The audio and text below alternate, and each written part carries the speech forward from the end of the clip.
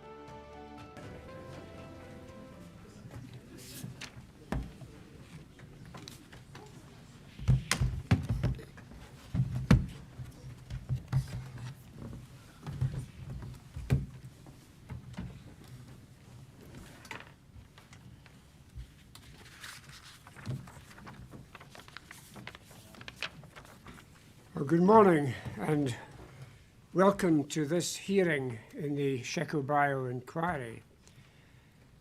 The inquiry has now held 75 days of hearings. In addition, much material has been published on the website. As I have said before, the inquiry's terms of reference are wide-ranging.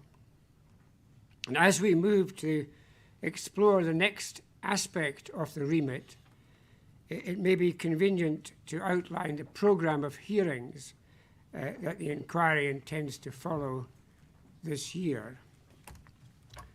Over the coming weeks, we shall hear evidence relating to the investigation carried out by the Police Investigations and Review Commissioner, the PIRC.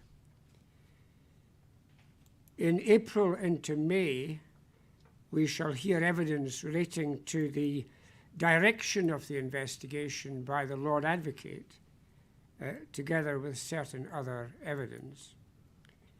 In June, the inquiry will conduct a hearing in relation to that aspect of the terms of reference relating to race. Thereafter, I anticipate that all the remaining evidence should be completed by the end of the year. So we shall now move to the chapter on the PIRC, and if we could have the first witness, please.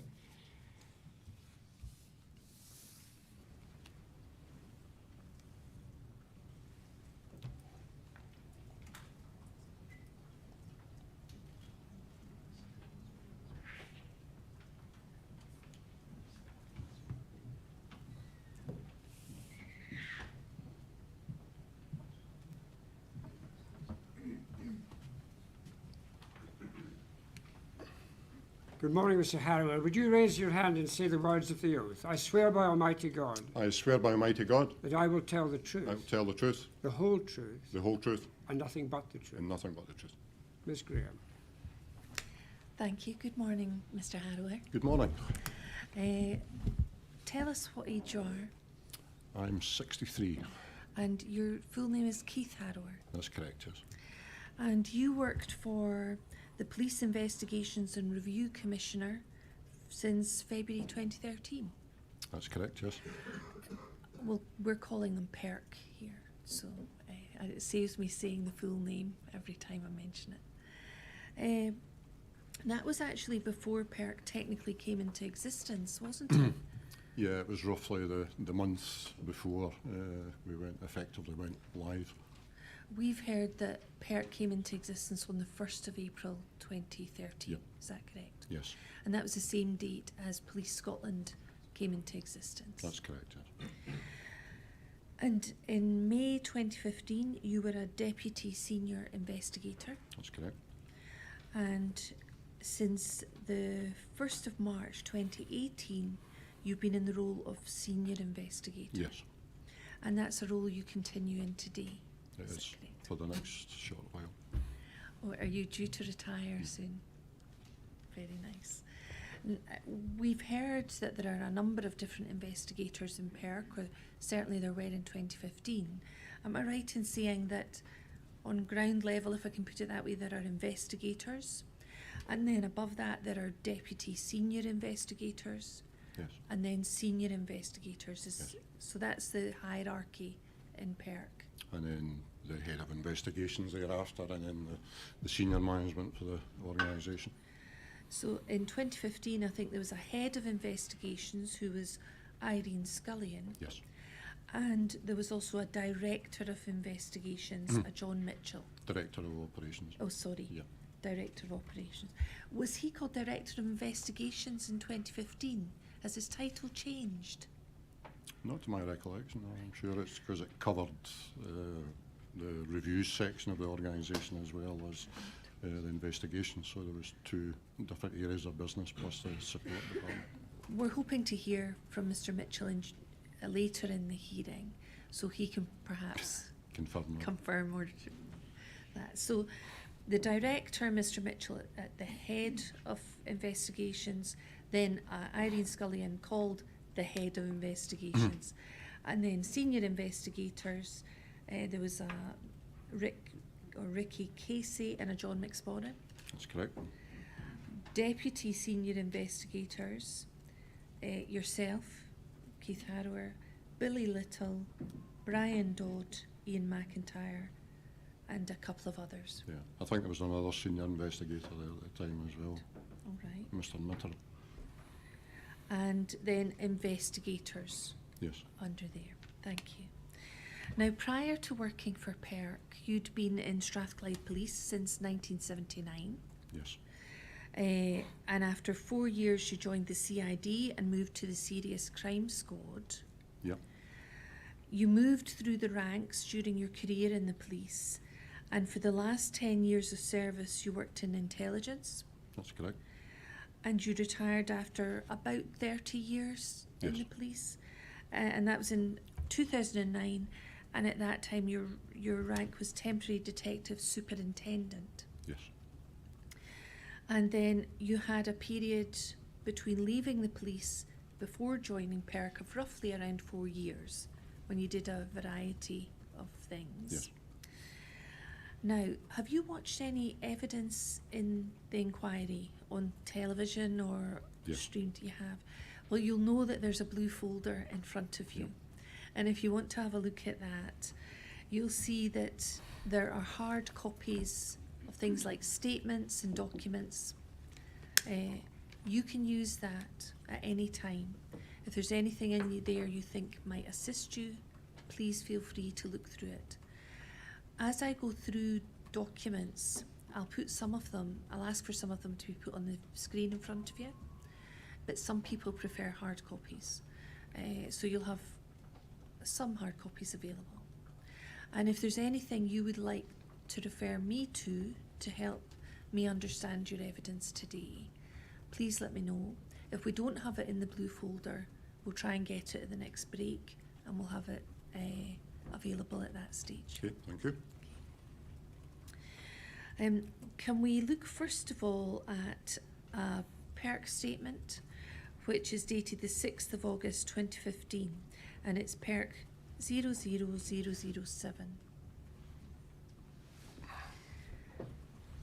And you may recognise this, it's got your name at the top, and it was a statement taken on the 6th of August 2015. But I think in your first inquiry statement, which we'll come to in a moment, that you actually began preparing this statement yourself on the 4th of May 2015. That's correct. It was updated at different stages as we progressed. So you added to this Yes. as things developed and things happened. And I think in your first inquiry statement, you say that this was completed on the 5th of August 2015. So it Yes. was prepared during that period, May to August. And in completing this statement, you had access to your notebook from PIRC and your operational notes relating to the death of Mr. Bio, Yes, and your own recollection of what had happened or what was going on. yes. And also there was a briefing document I prepared as well, which I had access to. So, and these were all the things you had at your disposal when you prepared this first statement? Yes. Thank you. Then can we look at PIRC 00008? Again, this is a statement by you. Your name's at the top, Deputy Senior Investigator. And if we can just move down the page slightly. You see it was self-dictated, which means you wrote this yourself. Is that correct? Yes, And it relates to events between the 12th and 14th of August 2015. yes, And primarily regarding your involvement with meeting a Dr. Jason Payne James, who was an expert, and also handing over an expert witness package to a Nat Carey, who we've actually heard evidence from in the Yes. hearing. And then if we can move on to a third statement, PIRC 00009, and this is dated the 27th of May 2016, again self-typed by you in Hamilton. And if we can move down the page, please. You see that you're talking about events on the 2nd of June 2015. And you talk about taking a statement from Detective Constable Andrew Mitchell, Correct. who we've also heard from. And later in your statement, you talk about noting a statement from a PC, Brian Geddes, who we've also heard evidence from in the Yes. inquiry. And you also talk about taking other statements, including one from a PC, Ross Crawford, National Training Officer, and taking possession of the OST manual. Yes. So these are things that you were involved in as part of the PIRC investigation. That's correct. Now, in your second inquiry statement, which I'll come to shortly, you tell us at paragraph 225 that the content of these 3 statements that we've just looked at were true and accurate and to the best of your knowledge. That's correct. And your recollection of events at the time you wrote these statements was better than it is now. So if there's any issue with differences between your inquiry statements and these PIRC statements, the chair should prefer the PIRC statements. Yes. Thank you. And then let's look at your first inquiry statement, please. SBPI 00259. And you'll see that this is the first inquiry statement taken on the 28th of October 2022, and I believe it's about 30 pages long. Now, you've signed every page of this statement. If we look at the last page, we'll see that it was signed on the 6th of February 2023. There we are. Now on the screen version, your signature's been redacted, but I think on the version you have in hard copy, you may recall, you've signed Yes. all the pages. And the last paragraph in this statement is 66, and I'll just read that out. I believe the facts stated in this witness statement are true. I understand that this statement may form part of the evidence before the inquiry and be published on the inquiry's website. Yes. And when you signed the statement, you understood that that was the case. Yes.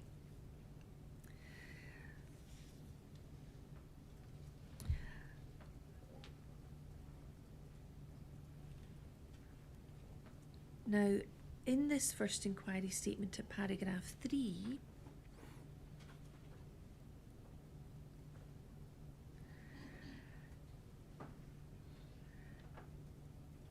you specifically say that you refer to your previous statements. Can you go down the page, please? Thank you. If there's any discrepancy between this statement, that's your first inquiry statement, and your PIRC statement, the inquiry statement has additional information and clarity on some matters in answer to specific points and questions. Yes. Am I correct in saying that if there's something not mentioned in the PIRC statements that is mentioned in your inquiry statements, the chair should look at the inquiry statements and prefer that? Yes, there was obviously significant additional questions in relation to certain matters, so that was expanded upon within the inquiry statement, the subsequent statement on behalf of the inquiry I submitted. Thank you.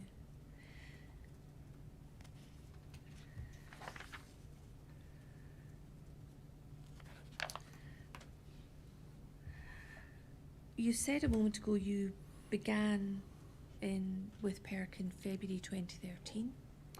They officially came into existence on the 1st of April 2013. Can you tell us, in that short period between you starting and PIRC coming into existence officially, what was your role at that time?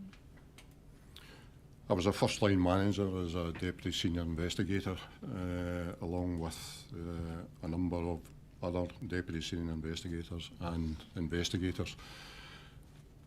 We had to, within a short period of time, try and create processes and to aiming towards the 1st of April, when we would obviously go live and have to respond to any immediate serious incidents.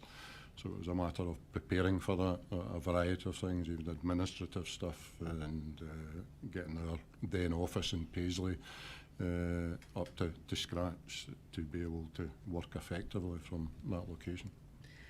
We've heard, there's evidence available to the chair in statements, I should say, that your office was in Hamilton.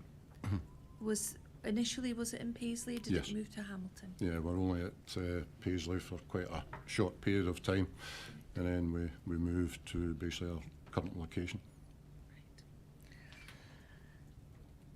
I'd like you to look at a document, please, which I understand was from November 2012.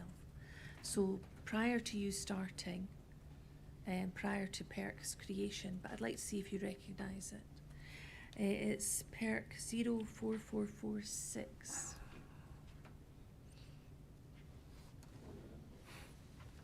You'll see there the date is Monday, 12th November 2012, and it's headed up Police Investigations and Review Commissioner, so PIRC, Operational Model, Response to Article 2 Investigations. Do you recognise this document? No, I don't. That's not to say I haven't seen it. Obviously, it's a long time ago, but at this point, I don't recognise it. We may hear evidence from John Mitchell, the director, later in the hearing, and he may say that this document formed quite a bit of discussion in the run-up to the 1st of April 2013. So it was being discussed. Yeah, I wouldn't dispute that. You wouldn't Obviously, dispute we were, I say, in preparation for that, effectively that launch date, and there would be a lot of dialogue at different stages, and we're all given different tasks to formulate some of these processes and move towards that date. Thank you. Let's look at page 2 of that document. We'll see if this refreshes your memory. You see it's headed up PIRC, Operational Model, Response to Article 2 Investigations. And it says this operational guidance document reflects the development of ECHR case law in respect of the implications of Article 2, along with the requirement for the independent investigation of those cases where Article 2 may be engaged. And then if we look down to paragraph 5, it says the Human Rights Act 1998 and obligations imposed under Article 2 apply equally to the Police Service of Scotland, Crown Office and Procurator Fiscal Service, and PIRC. Where Article 2 is engaged, the Police Service have a duty to ensure that they conduct themselves in a manner that is consistent with the 5 procedural obligations that the courts have held to exist. Does this ring a bell for you? Vaguely, I think, yeah. But I say it's... Do you remember seeing this document before, or when you arrived at PIRC before they came into existence? Not specifically that document, but I mean, these are certainly discussions I think that would take place as part of that initial planning. Was the independence of PIRC known to you, the importance of PIRC being independent? Absolutely, yeah. Highly important in the role that we were taking on. And in fact, was that part of the reason PIRC were set up, to be independent and conduct independent investigations? That was the main reason, I would say. And then let's look at these 5 procedural obligations. You see the bullet points there. The first is the investigation must be independent insofar as it should have no hierarchical or institutional connection to those implicated. And that's in bold. Yes. And do you understand what that means? Yes. Can you explain that to people listening?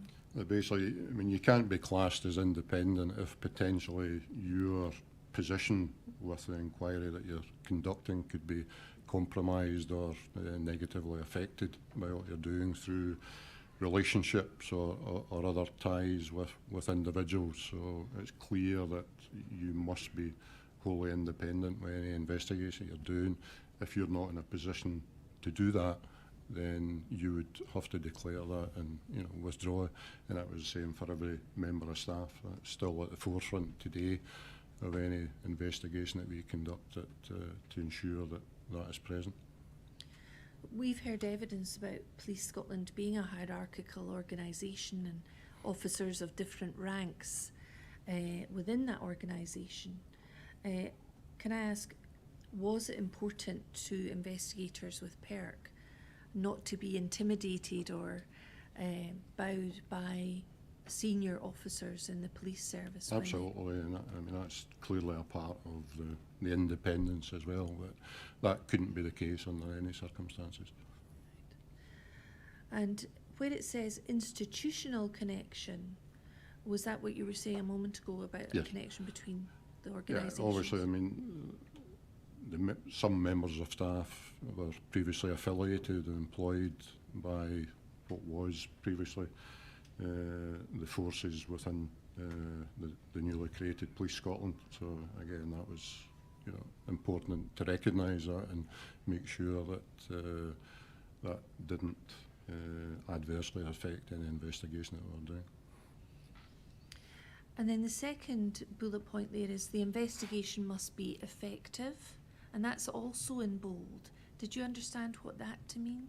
Yeah, it's clear that from start to finish the investigation it must be professional, it must be effective, come to sound conclusions and findings within that investigation, and using all the necessary skills of the individuals involved to ensure that that is an effective investigation. And then there's 3 further bullet points there. Now they're not in bold, but they say the investigation must be reasonably prompt. Yeah. And did you understand what that to mean? Yes, I mean that's part of being effective. I would say that you take on the investigation and progress that as soon as reasonably practical, depending on the complexities that are involved. I mean, some investigations we do take a long time, but there is sound reasons for that. And then it says there must be a sufficient element of public scrutiny. What did that mean? I think a lot of the investigations that we do are published into the public environment, so there is a knowledge of investigations that we are conducting, and we have to promote confidence in the organisation itself. So that means the wider public will have an awareness of what we're doing and hopefully have a confidence in that. And the next of kin must be involved to an appropriate extent. Yes. What did you understand that to mean? Well, I would think that was particularly relevant to death investigations, obviously, and that the family were looked after properly, were kept informed of appropriate information, were given all necessary support at the required times.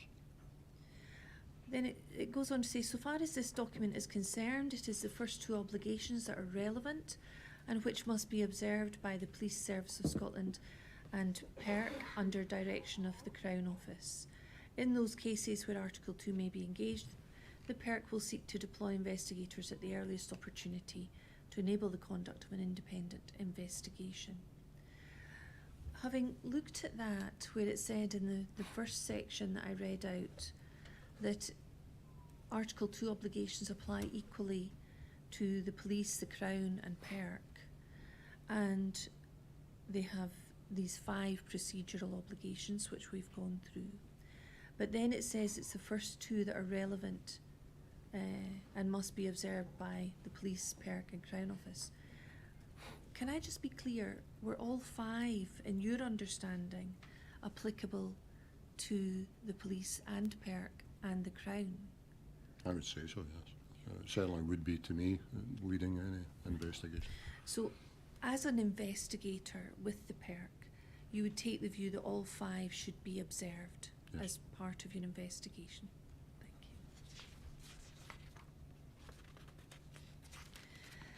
And then just for completeness, can we have a look at page 4, please?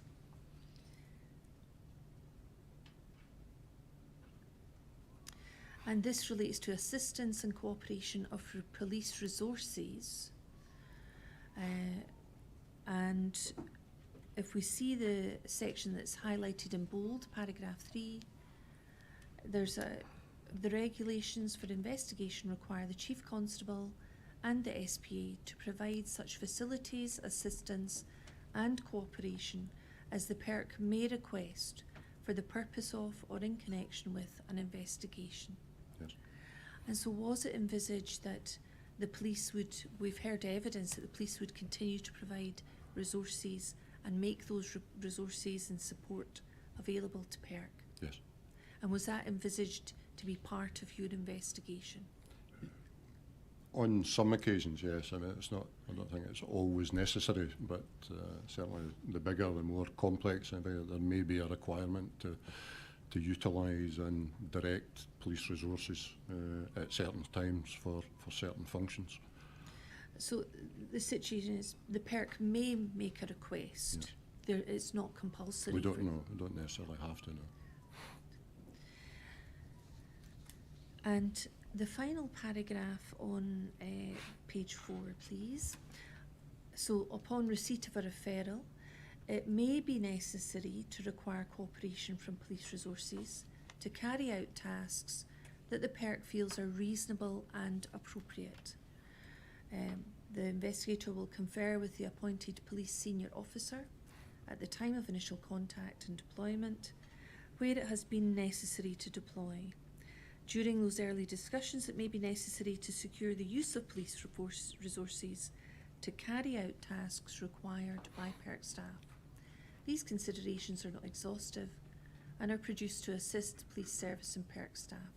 They're not meant to infer the police will resist PIRC involvement. So again, it's reinforcing that it's an option for PIRC to make a request of the police. And if PIRC makes such a request, what were your expectations of the police? That they would agree to do that, and I would expect that on every occasion. And it would be more important in the very early stages of a major investigation that there would be a need to, to utilise resources for certain tasks, but still under our direction.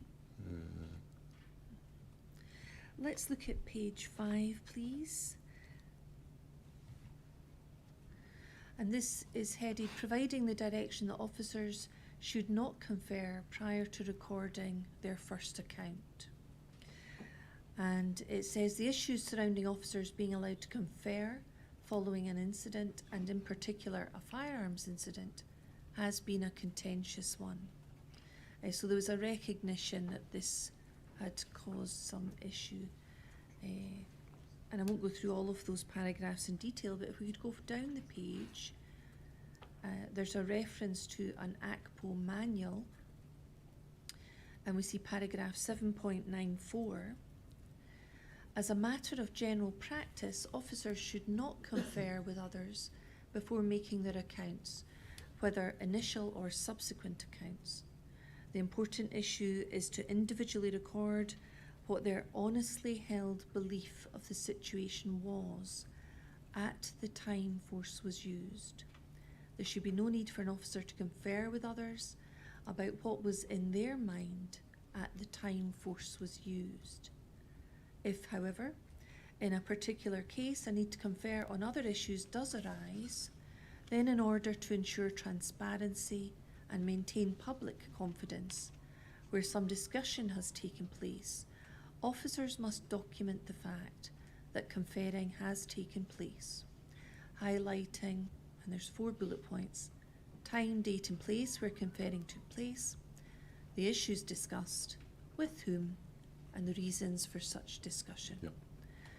And so, and again, this reflects back here to ensuring transparency and maintaining public confidence. And again, that's supporting the Article 2 requirements to ensure that your investigation complies with Article 2. Is that correct?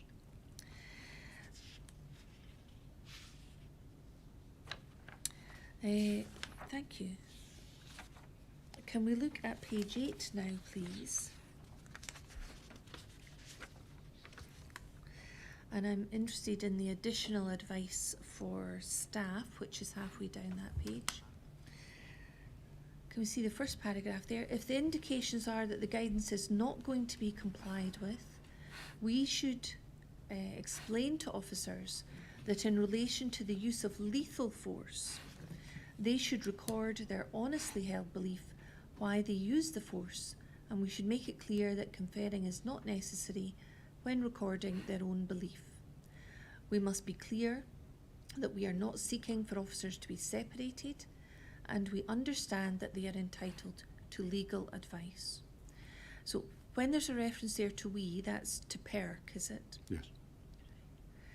And when it says we should explain to officers in relation to the use of lethal force, they should record their honestly held belief.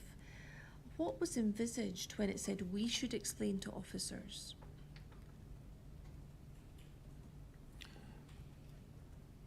I would expect that that is whoever's leading the investigation at that time would articulate that to the officers. Now, I know that it refers specifically to lethal force, which I think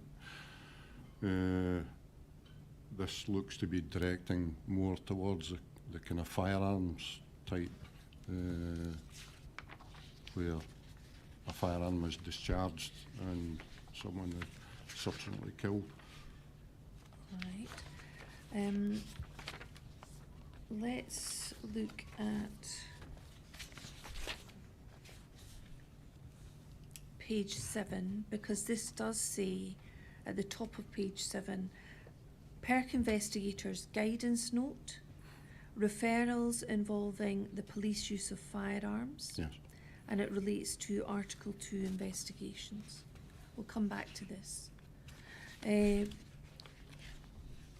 All right, thank you. So I think this refers specifically to the kind of post-incident process, which I assume you'll go into a later stage, but it's linked to that, and there would be a requirement for us in that situation in relation to our firearms at that time in 2015 to follow a process.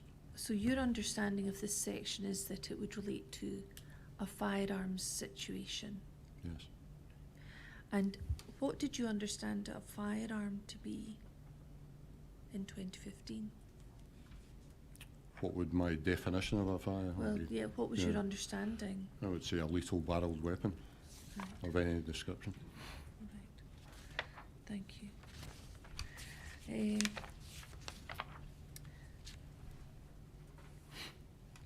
When you became involved with the death of Sheku and the investigation into that by PIRC, was this document something that you had regard to or had in the back of your mind?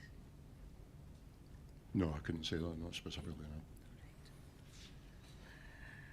No. Now, I'd like to look at another document now. This is after PIRC came into existence in April 2013, but before the incident in May 2015. So during that period, could we look at PIRC 04453, please? You'll see this is headed up Memorandum of Understanding between the Crown Office and PIRC. Yeah. Do you recognise this document? I would be aware of its existence. Yeah. Would you have read it at the time? At the time, probably, I would expect so. Yeah. Can we have a look at page 2, please? And you'll see, sorry, if we can go up a bit, please. Thank you. We'll see that it says PIRC statutory responsibilities. I'm hoping you can help us understand something in relation to the statutory responsibilities. And it says there, section 33A of the 2006 Act details the general functions of the Commissioner at PIRC. And then if we look at section B, we're directed to do so by the appropriate prosecutor to investigate any circumstances in which there is an indication that a person serving with the police may have committed an offence. And that'll be a criminal offence. Criminal offence, yeah. So that's B1, if I Yeah. can call it that. And then let's look onto the next page and we'll see B2. And this is to investigate on behalf of the relevant Procurator Fiscal the circumstances of any death involving a person serving with the police, which that Procurator Fiscal is required to investigate under Section 1 of the Fatal Accident Act. Now, can you explain to everyone what that distinction sort of meant in day-to-day work for PIRC investigators? It's two completely different referrals from the Crown Office. The first one, in relation to a specific criminal allegation, would come from the Criminal Allegations Against Police Division of Crown Office, and in relation to any death would come from a different area of business at Crown. So there are two very different referrals requiring a different response and different legal framework in relation to the people that are involved in that. So they are both involving some sort of contact with the police, an investigation which has to be conducted by PIRC. One relates to a criminal allegation, Yeah. and one where there's been a death involving someone in the police, but not necessarily a criminal allegation at the outset. Yes.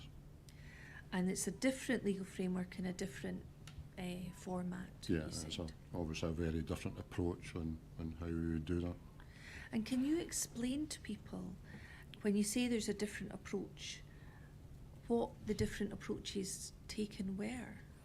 Well, as far as a criminal allegation, then at the early stage you may know who the allegation is against, what officer or member of police staff it's against, or you may not. So you would have to progress to establish who the allegation is against, and obviously the individual officers would have their own rights as a suspect for a criminal allegation under the law, whereas for a death investigation, then unless the circumstances change significantly during the course of that, then any of the police officers or members of police staff are likely to be witnesses, I say, on the line, unless the evidence told us something different that we accrued during the course of the investigation.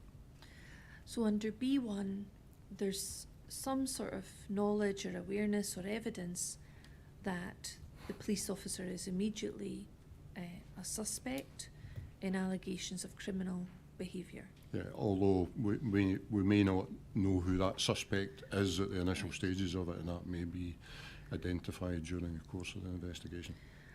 But some police officer, perhaps unidentified at that point, Yes. there's evidence that a criminal act has taken place. Yes. So when you do identify that person, they're immediately a suspect. Yes. And B2 is a different type of investigation where it may or may not end up in criminal proceedings being taken. You're looking into the circumstances of that. Yeah, and following distinct terms of reference from Crown in relation to what they want us to investigate. And are you following distinct terms of reference from the Crown for both, whether it's B1 or B2, or just in B2? Well, mainly in B2, I'd say there may be some form of direction with B1, but it would be likely that we'd be told what the allegation is, then we would conduct the investigation without little or no consultation during the course of that, just depending on it. That could be different, but normally that would be the way it would work. So B2, the police officers, if they're involved, they are not suspects, they are witnesses at that stage. At that stage, unless there is something to point to a different outcome. As you conduct your investigation, that position may change. It could do, yeah. And we've heard some evidence that as the position, if it does change, then the status of the officer may also change. May change, yeah. And that's really a wider investigation into circumstances, not necessarily criminal, and you're relying on the terms of reference from the Crown Office. Yes. Thank you. Can we look briefly at page 4?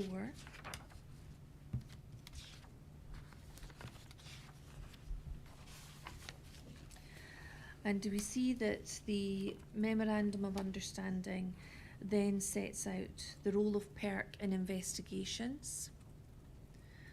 And at section 5.2 it says during the course of an investigation, PIRC investigators will have the powers of a constable. Yes. Now there's a statement available to the chair which says, although PIRC investigators have the same powers as a constable, those powers fly off when they're not at work. Is that accurate? Correct, and although they have the same powers, effectively, they don't have the same powers even when they're working in relation to members of the public. That's where there's the lines drawn, the distinction is. Right. And how does that impact the actions of PIRC investigators if they don't have those same powers in relation to the public? What does that mean in practical terms? In practical terms, they couldn't arrest a member of the public. They couldn't report them for a criminal act. If there was issues with members of the public during a specific investigation, then that may be one of the occasions we have to seek the support of the police to deal with that aspect of it. And when you say report them, you mean send a report, to the Crown Office? To Crown in relation to a criminal allegation. And then 5.3 explains PIRC is independent from any policing body operating within Scotland. And then at 5.5, do we see it says PIRC investigations are intended to comply with the 5 principles of effective investigation outlined by ECHR, the European Convention of Human Rights, namely independence, adequacy, promptness, so far as possible, public scrutiny, and victim involvement. Is this effectively the 5 principles that we talked about? Yes. And we saw in the previous document? And so the intention is that PIRC investigations will comply with those 5 principles. Yes.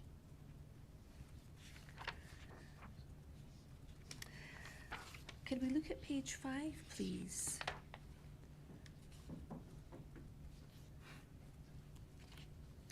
I'm interested in paragraph 7.4. So this is during an investigation. It says in the case of a death investigation, the police will be required to submit the initial death report by the next working day to the Scottish Fatalities Investigation Unit of Crown Office. The PIRC will submit its full death report into the investigation of the death within timescales determined by Crown Office in each individual case. Can I ask you, we may hear evidence later of something called a sudden death report. Is that the same thing as this initial death report that we see here? Yes. So if someone later says sudden death report or SDR, that would be the same thing they're talking about? Yeah, and that's purely, as it says here, a police function and they have a requirement to submit that timelessly to the Fatalities Unit. And timelessly means the police submit the report by the next working day, Yes. and that's to a department within Crown Office. Yes. Thank you. And is that normal in any death investigation? Yes. Would that be your expectation as a PIRC investigator? Would Yes. that normally be done?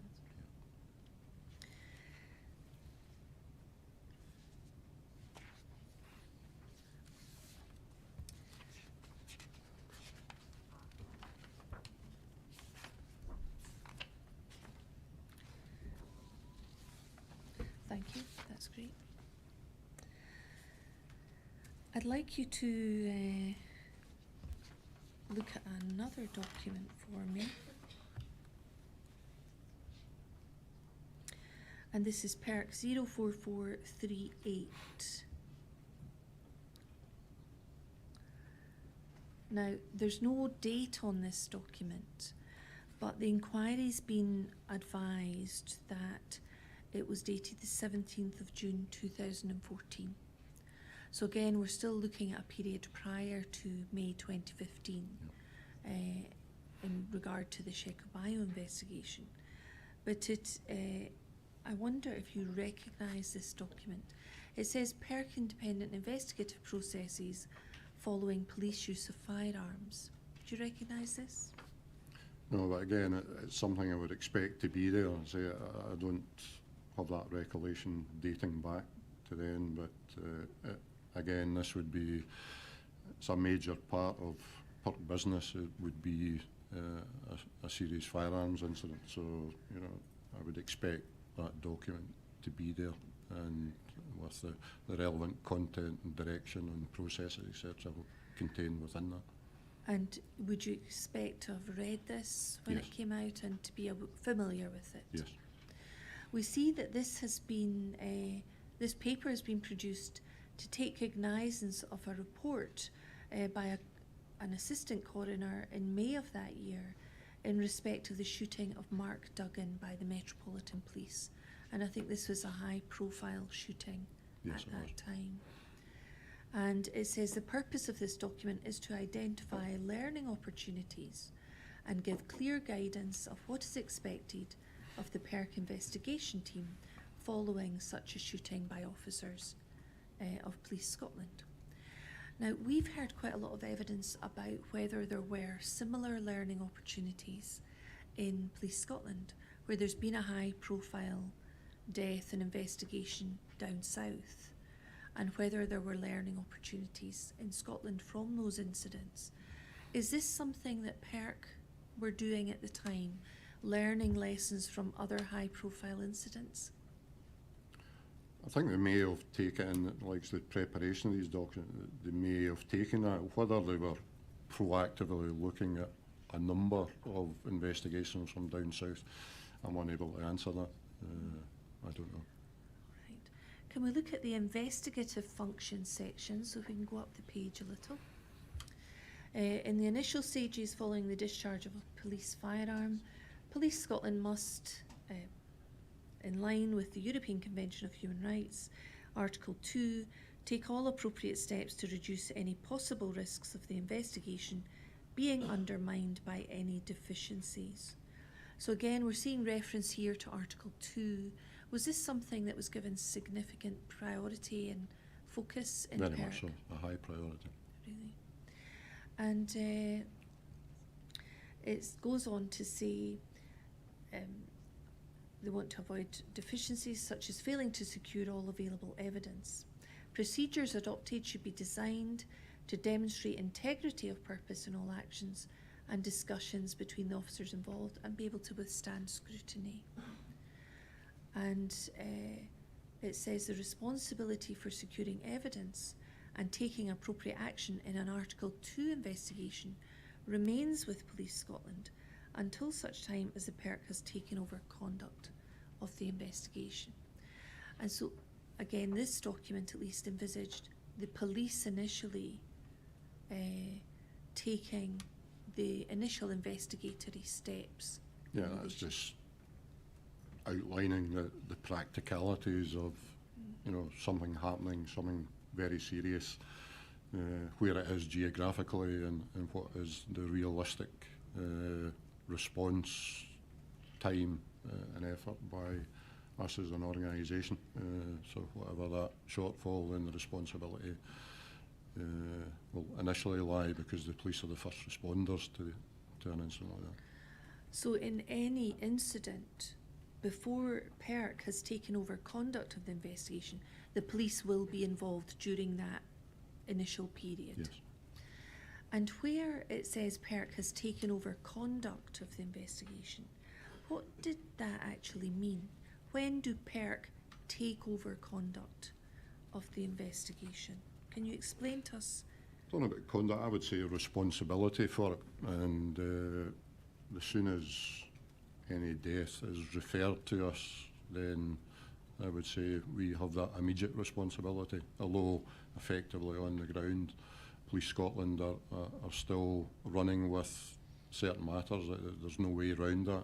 That still has to happen, but we would, start communication right away with the appropriate people and make ourselves known and direct accordingly, even from afar. So when you say as soon as you're informed of the death, Yeah. does that mean PIRC have immediate responsibility for the investigation? I would say so. That would be how I would interpret it. As soon as I make first contact with Police Scotland representative or other organisation.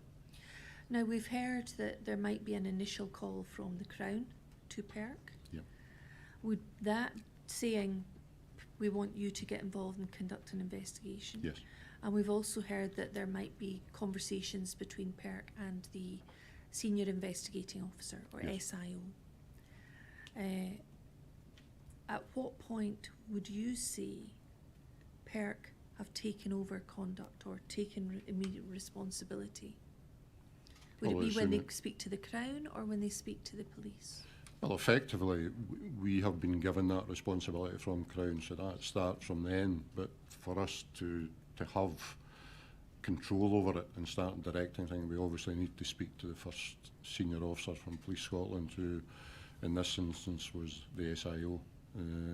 So from my perspective, as soon as I speak to him, I'm issuing some sort of directions once I get a briefing of what has occurred, and that started from that first telephone conversation.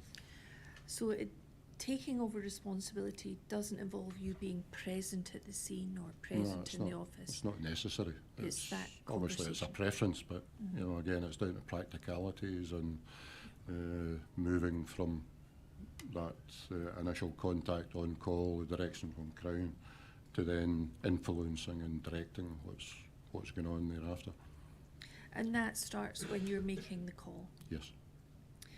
to the SIO? Yeah. And having received that call from the Crown Office? Yes. Thank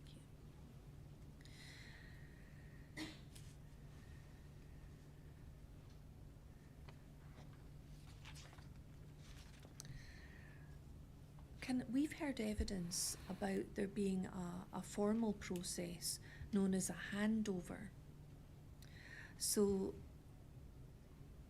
a sort of conversation where, or a discussion between the police and PIRC, where information and an update is given to PIRC. We've heard about formal handovers. In terms of your responsibility for an investigation, to what extent does the handover provide you with the information you need or allow that investigation to commence? I would say that description, to me, the formal handover is when we get the investigation, so that has already occurred. I understand how that phraseology is used because that's more a briefing, a more detailed briefing than what we had possibly had before, but certainly we would go over information that had already been articulated to me, but maybe in more detail, or there may have been additional developments during that time frame. But that is not a formal handover of the investigative function to PIRC at that time, because that's already occurred, and we have that already. So you've already got the responsibility and the control, but the formal briefing is more of an update or I would say so. There may be new information within that. Yeah. There may be an expansion on what we've had before, and again, it just makes common sense because to some extent we are still acting collaboratively at that time because there are other strands to the investigation that are ongoing. So we have to keep communicating and being up to date so that we can make the appropriate decisions on how we prioritise the investigation at that stage, what we have to do. From the PIRC perspective, how important is that handover from Police Scotland? The formal one that you described Yes. initially, Yes. it's very important. All briefings are very important, particularly with key individuals that are leading the individual teams. Now, you were lead investigator on the 3rd of May 2015 in relation to the death of Sheik Yes. O'Brien. And am I right in saying you were the first PIRC investigator to arrive in Kirkcaldy Police Office We arrived as a group, as a group? Yeah. How many were in your group? 6. And you were the one in charge. Yes. And I think in your second statement, SBPI 00382,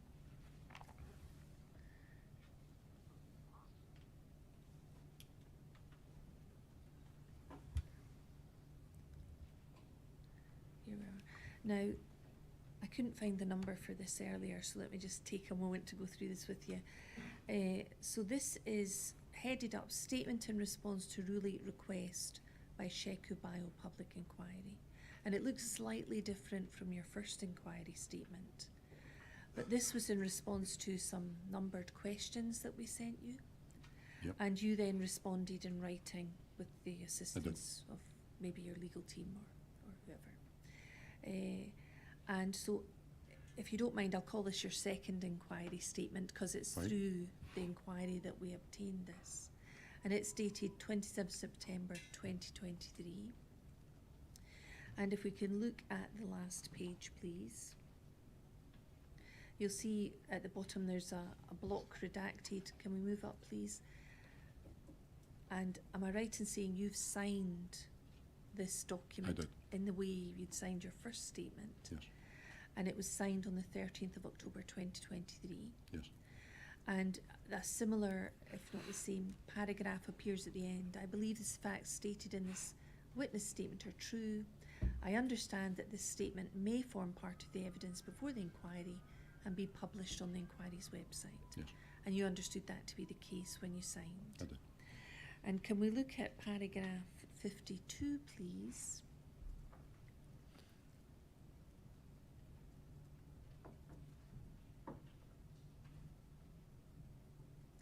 And again, you should have a hard copy of this in your blue folder. You were asked if there was an effective and successful handover of responsibility for the investigation from Police Scotland to PIRC on the 3rd of May, and you say, I'm satisfied the handover was effective and successful. I think the way the question is phrased is that effectively this handover transferred responsibility to PIRC, but from what you've said, you already had the responsibility. Yes, through in the my view, contact yeah, with very much. Green, with the Crown Office, and the contact with the SIO. Yeah. So it wasn't this handover as such that gave you the authority and the responsibility for the investigation. Yeah. Thanks. And you thought but you, in any event, you thought the handover was effective and successful. Yeah, I mean, there was significant communication with Detective Superintendent Campbell at that early stage, and that continued throughout the day, right up to late on the 3rd of May. We'll come back to that in a moment. Can we go back to PIRC 04438, please? So this was the PIRC Independent Investigative Processes following police use of firearms. We were looking at this document a moment ago.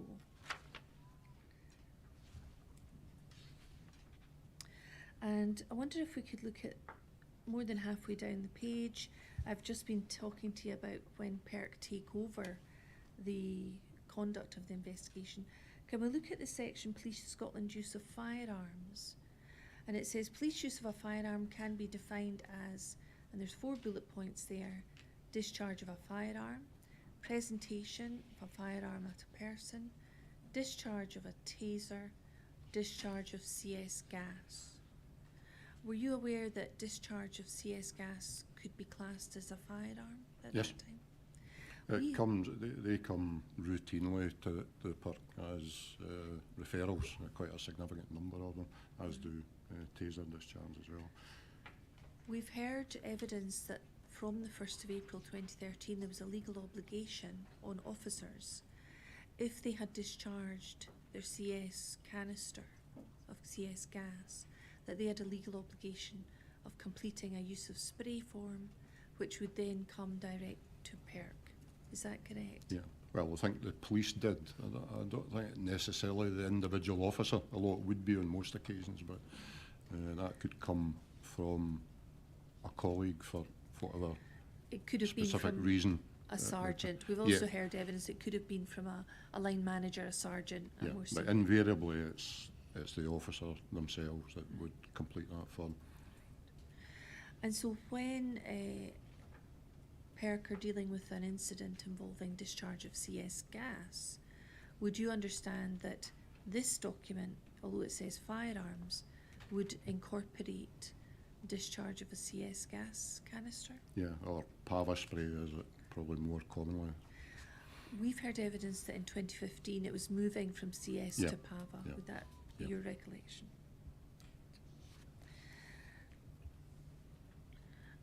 So we have a statement from John Mitchell. We've not actually heard his evidence yet. In relation to this document, that he says he firmly believed that in terms of post-incident management, that this document was transferable. It just didn't just relate to guns, that it would also relate to discharge of sprays. Do you agree with that? I would say, well, it's certainly there, but I think everything that you've showed me is more, I think, determined or in relation to that use of force, discharge of a firearm. That these processes are specifically targeted towards that. Well, I can see that obviously it refers to CS and taser within that. So, if John Mitchell in his statement says, although it related this document to police use of firearms, it could equally relate to an investigation into a death in police custody which did not involve firearms.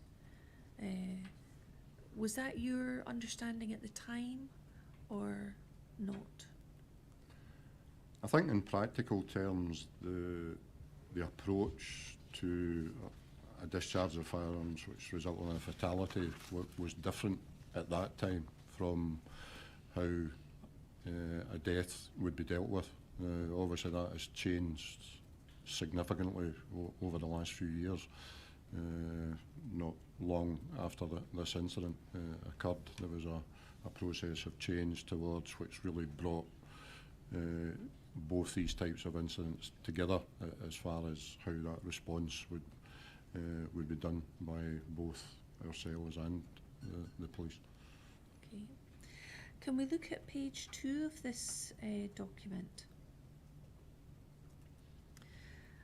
And I'll go through this quite quickly. It says initial PIRC response to an incident where Police Scotland discharge a firearm causing serious injury or death.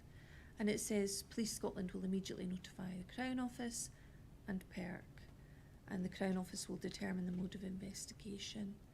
Police Scotland will appoint an initial investigating officer and continue to preserve the scene until PIRC is directed by Crown Office to assume primacy for the investigation, including the scene, and conduct an independent investigation into the circumstances of the firearms discharge or shooting.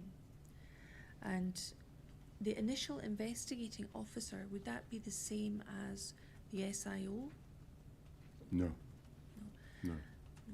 Who would be the initial investigating officer? It would be a senior officer or somebody in that geographical area that would take initial responsibility for that, but if it was a critical incident like that, then an SIO would be appointed very quickly. And then it sets out information on the PIRC investigation. It starts with the scene and assuming overall control, and there's reference there to the impact of geographical location and the time it might take effectively for PIRC to actually get to the area from Hamilton.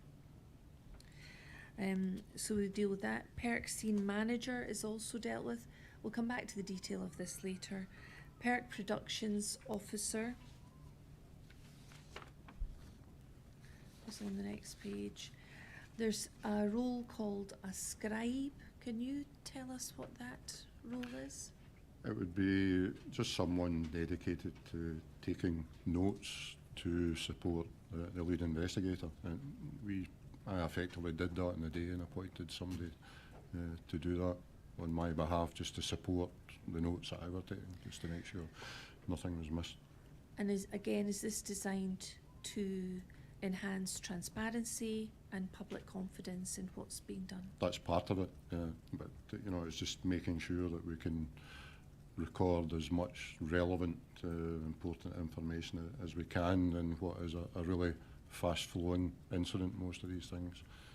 So there's a lot going on, and a lot to try and recall and note to use potentially later. And is that someone that assists you and supports you in your role as Yes. lead investigator? And then it says PIRC investigation at the post-incident management suite, PIM suite. And it says the PIRC senior investigator attending at the scene will deploy a post-incident management aware member of PIRC staff to the Police Scotland post-incident management suite. What did it mean, a post-incident management aware member of PIRC staff?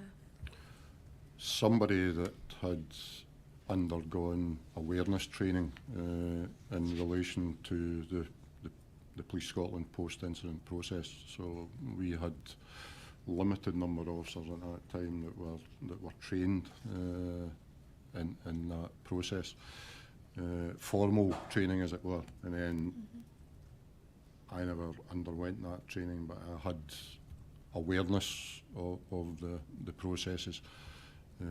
As far as the roles of different people, from the post-incident manager to our own staff, as regards their role within the post-incident process.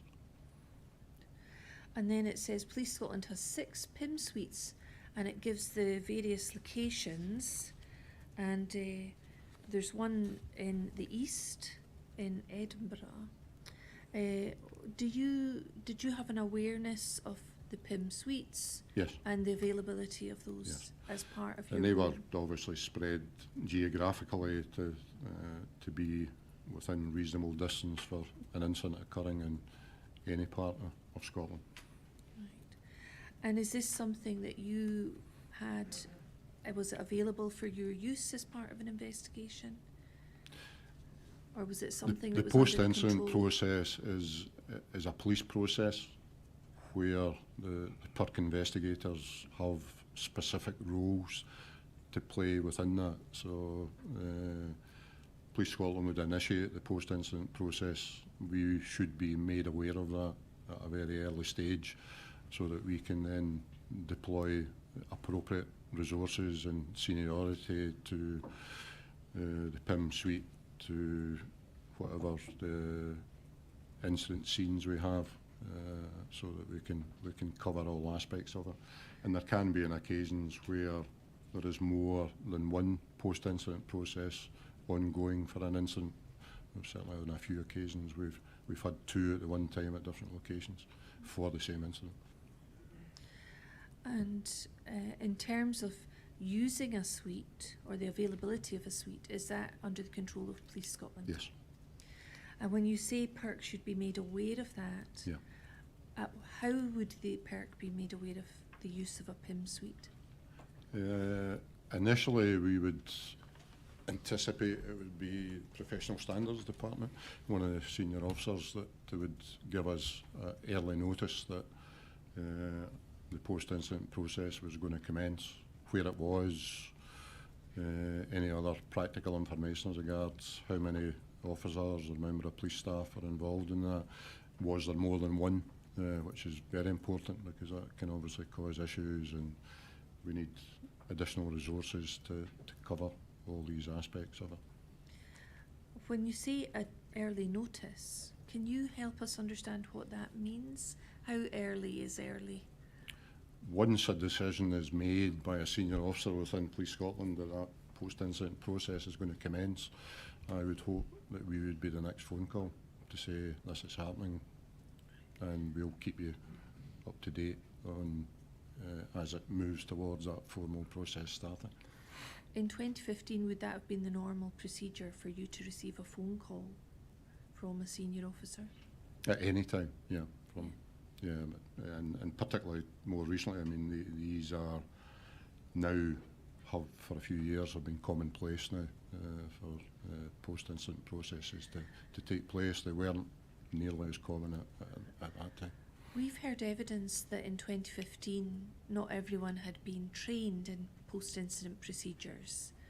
So some officers maybe weren't as familiar Yeah, with I would post-incident agree with that, yeah. Do you agree with that? How common was it in 2015 for PIRC to receive that phone call? Not very for a post-incident process, no. Right. Was there that type of phone call on the 3rd of May to you about post-incident procedure? No. I was never formally made aware that a post-incident process was considered or a decision made to commence it. And when you say you weren't formally made aware, what would you have expected? Would it have been the phone call you've just been describing? I would have expected within the conversations that I had with the senior police officers, whether it be by telephone or personally face-to-face at a later stage, that I was formally made aware that that process was occurring. When did you become aware that we've heard evidence from Conrad Trickett, who was appointed, as we understand, as a post-incident manager on the 3rd of May? When did you become aware that Conrad Trickett had been appointed as post-incident manager? Not on the 3rd of May. Not that day. No. I was made aware that he was carrying out a function as welfare and support for the officers, no more than that. Who made you aware of that? I think it was probably at the first, either at the Goal Group meeting or the first one I attended or prior to that. Do you remember who told you? No, I'm afraid not, unless there's reference to it in one of my statements, but I don't think so. Yeah. And you've described that as being told about he was performing a welfare and support for officers role. Yes. Was there any mention that this was akin to post-incident No. manager, or any mention of post-incident procedures? No. And as I said, I think I've mentioned in a statement that the various aspects of the post-incident process, very little or none of those actually took place anyway, so that kind of supports that position that, you know, as far as I was aware, that there was no post-incident process per se was taking place, because there was different stages obviously, and there would have been accounts from the officers in relation to the incident. That was the case. So in the absence of receiving that intimation that there was a post-incident procedure and a post-incident manager in place, in terms of the document that we've been looking at, did you appoint a PIM-aware investigator? No.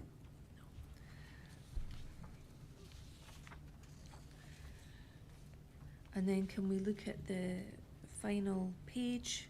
It refers to conferring again. Keep going, please. Thank you. And again, there's a reference to, as a matter of general practice, police officers should not confer with each other before making their accounts, initial or otherwise.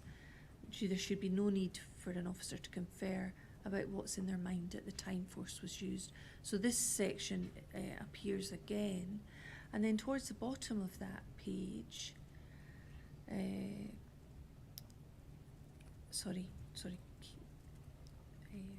thank you, that's perfect. It says, final paragraph, the Police Scotland PIM manager should have reminded the officers involved in relation to conferring. The PIRC PIM aware investigator should ensure that this has been done and document record when asked of the Police Scotland PIM manager and note his or her reply. But on the 3rd of May 2015, there was no PIM aware investigator at that time. Yeah. And then it says minimum deployment of PIRC personnel. And Sorry, Tim. sorry. I was PIM aware. Although I had not gone on a formal course, I was aware of the processes, and if it had been, a firearms incident, and these particular roles would have been filled, and that part of the process would have taken place. So had you been aware there was post-incident procedure in place with a manager, would you have been able to fulfil this task Yes. of the PIRC PIM aware investigator? Yeah. Or potentially somebody else would have been appointed, and that may have changed. Ricky Casey, the senior investigator, was PIM trained and was obviously part of the on-call team that day. So that if this formal process had kicked in, then we probably would have changed the approach to that and how we actually covered this. Would Mr. Casey have been able to take on the role of PIM aware investigator? Very much so. Yeah. Then it goes on to say minimum deployment of PIRC personnel, and it's split into the scene and the PIM suite. We see at the scene it lists a senior investigating officer, a scribe, a scene manager, and 2 production officers. So that's five roles there listed.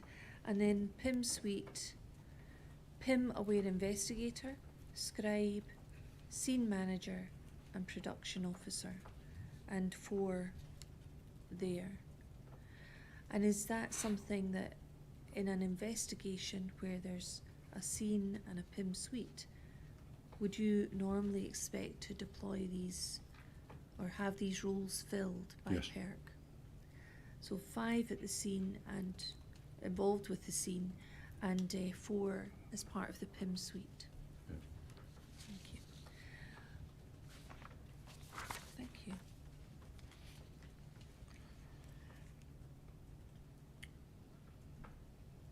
Right, I'd like to ask you some questions about another matter. Again, this is prior to May 2015. An incident on the 18th of October 2014.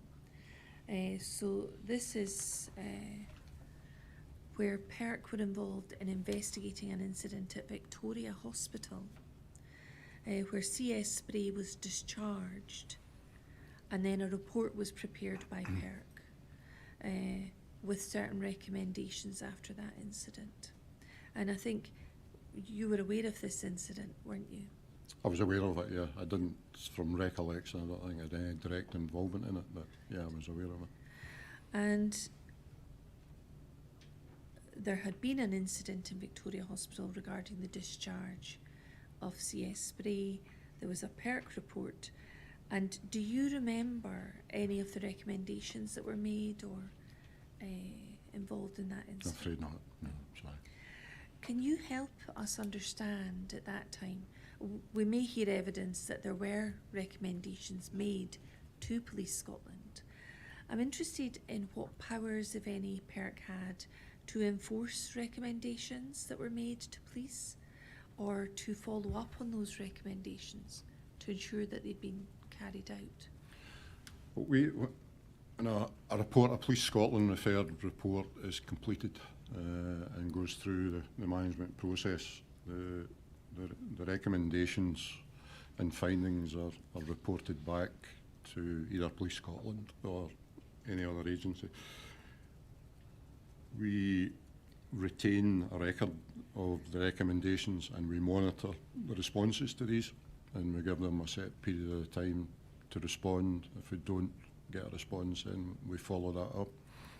And I would say, and I'm not aware of any occasions where something hasn't been implemented in relation to the recommendations, but excuse me, that you know, my knowledge on that specific one is, I say, is very limited. We may hear evidence about this later, that the response was later than perhaps was expected. Can I turn to something else now and ask you about your experience prior to the 3rd of May 2015? Yep. I think you said in your inquiry statements, in the first inquiry statement you say, prior to 3rd May 2015, you did not have experience of dealing with a death in police custody. That's paragraph 33. But in your second statement, at paragraph 14, you say, PIRC had dealt with 30 deaths in custody and you'd led personally 3 of those deaths. And there seems to be a disparity there, and I wondered if you could just help us understand what the right answer is. The latter is the right answer, because I looked at that very closely, and checked the ones that I've been involved in. So I can't answer why I just, it's it maybe must be an oversight. Yeah. Prior to the 3rd of May 2015, how many deaths in custody investigations had you been involved in for PIRC? Prior to what date, sorry? The 3rd of May 2015. As a PIRC investigator, how many deaths in custody had you been involved with? Not leading, just involved in. Or Let's start with involved with, for PIRC, as a PIRC investigator. I'm afraid that would be very difficult to put a number on. I have no recollection of that. It's, the second statement that you referred me to is as accurate as regarding involvement in investigation and deaths. So can we take from that from PIRC coming into existence on the 1st of April 2013 up to the 3rd of May 2015, that you'd been involved in 3 leading personally, Yes. 3 deaths in custody? Yeah. And can you tell us a little about those deaths in custody investigations?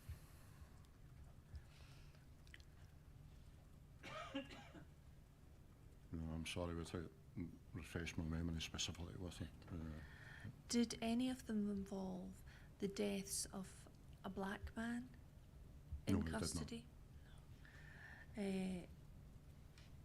Were they white men, white women? I'm not sure if they're male or female, but I'm sure they were white. All 3 of them? Yeah. And when we say in custody, do you remember anything about the circumstances of the deaths? We've heard that there can be different types of death in custody. I mean, you could have a kind of formal death in custody. A lot of people would take it as possibly in a cell within a police station. However, deaths in custody also include during the course of arrest anywhere would be a death in custody as well, which would be an automatic referral by Crown to us to investigate as well. We've heard that a death in custody could involve someone dying from an overdose of drugs in a cell while they're in Yes. a cell. No involvement of police officers in that matter. They've been found to have passed away. Yeah, because they are formally in custody at that time. And then we've also heard deaths in custody could be during the course of an arrest. Yes. And of the 3 that you'd led personally, do you remember what category they fell into? I'm afraid not. No, I don't remember. You don't remember if any of them were during the course of an arrest by officers? No.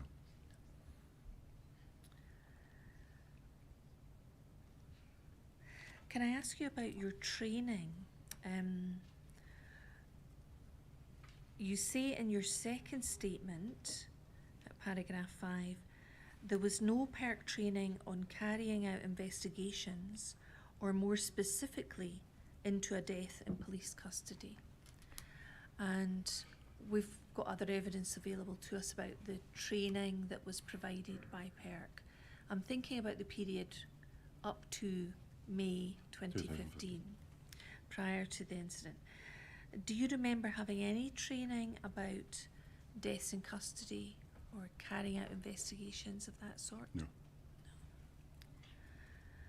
So were you reliant on your experience or training that you'd had as a police officer? Yes.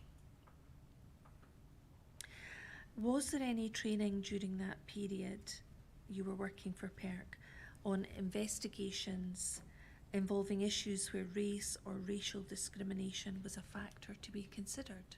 No. And again, were you relying on your experience or training as a police officer for that? Yes.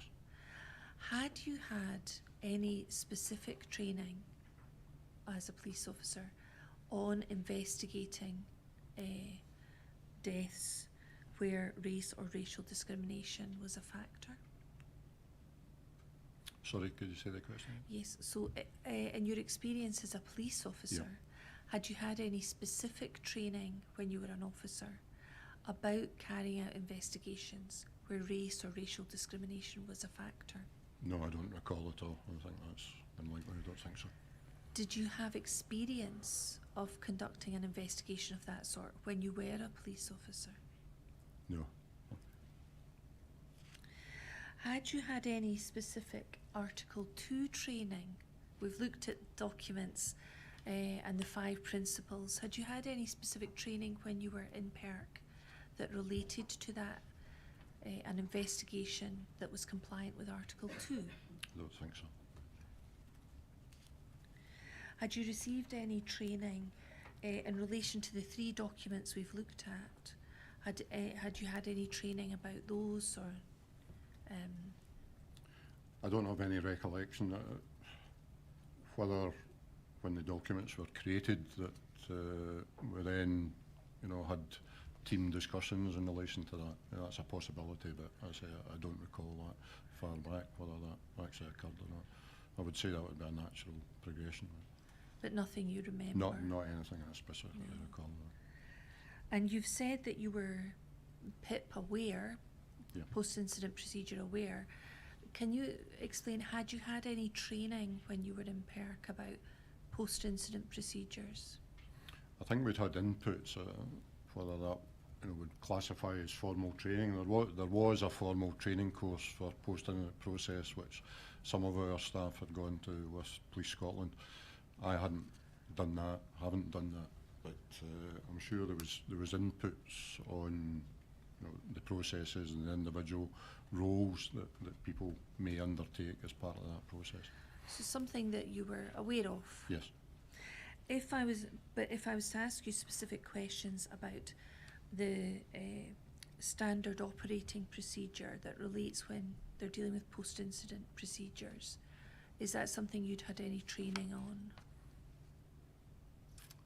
I'm not sure. I wouldn't be able to answer. I can't remember that. Right. I think you'd had some PIM awareness training maybe before May 2015.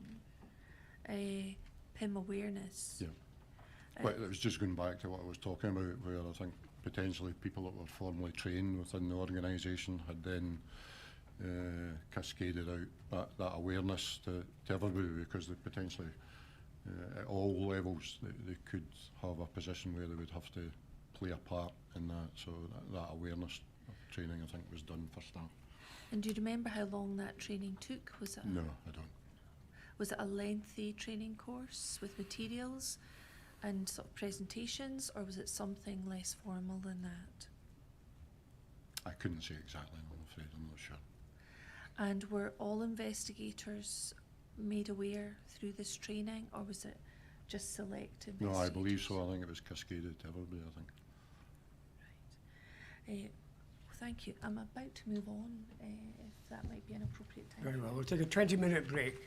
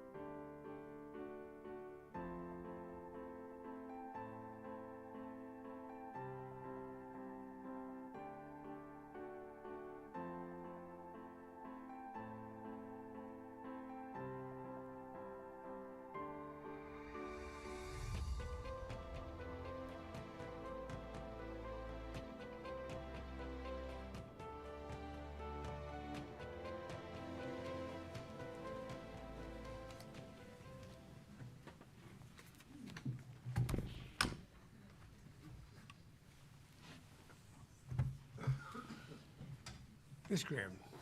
Thank you. I'd like to move on to the initial instruction that you got. You had a call with David Green from the Crown Office. That's is that correct, yes. And it may assist if you have in front of you your operational notes. Now, I think there'll be a hard copy. They're in your own handwriting. This is PIRC 01468.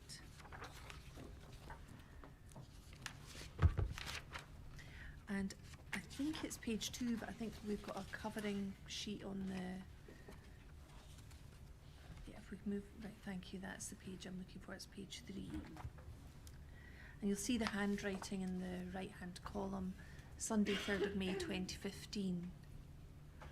And your first inquiry statement, which is typed up, has, at paragraph 8, has a record of the detail of your telephone conversation with David Green. And that was at 9:35 on Yes. the morning of the Sunday. And can I ask, those handwritten notes that we see on the screen, when did you prepare or write up those notes? It would either be during the conversation or just at the conclusion of it. They had, depending on the circumstances, it was a bit of both, whether it was right at the time or immediately after. But it was, contemporaneous.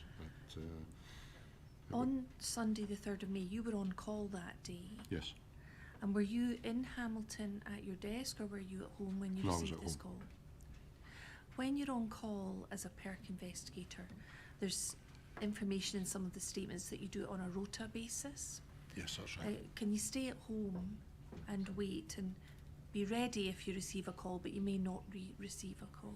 It would be the latter the vast majority of the time, unless it was your normal working day, then you would be at home or elsewhere doing as close to normal as possible. So you're on call on Sunday the 3rd of May, you're available, you've got your phone beside you, but not necessarily sitting in the office.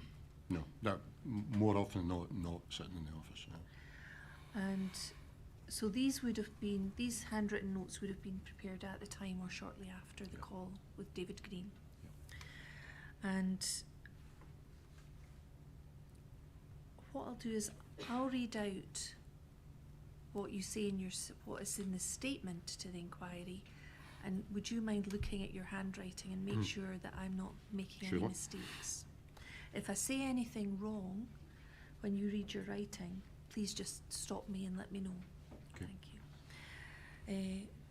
Calling so this was 9:35 hours. Call from David Green. We see that at the top. We'll hear that David Green's from Crown Office. And calling re a death in police custody in the Kirkcaldy area. He has received report from Police Scotland that they attended an incident at 0700 this morning, somewhere in Kirkcaldy town centre. Is that all correct so Yes. far?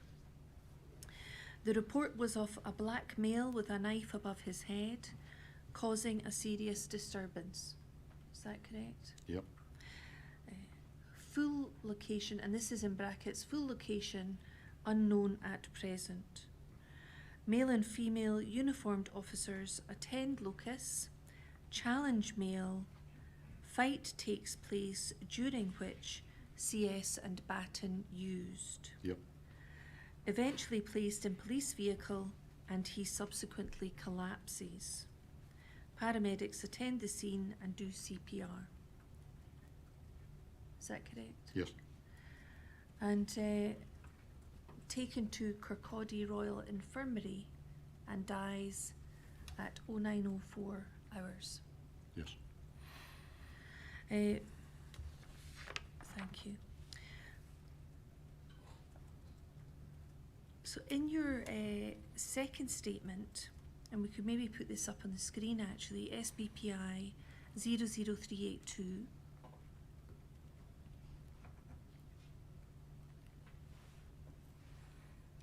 And I'm interested in paragraph 44, please.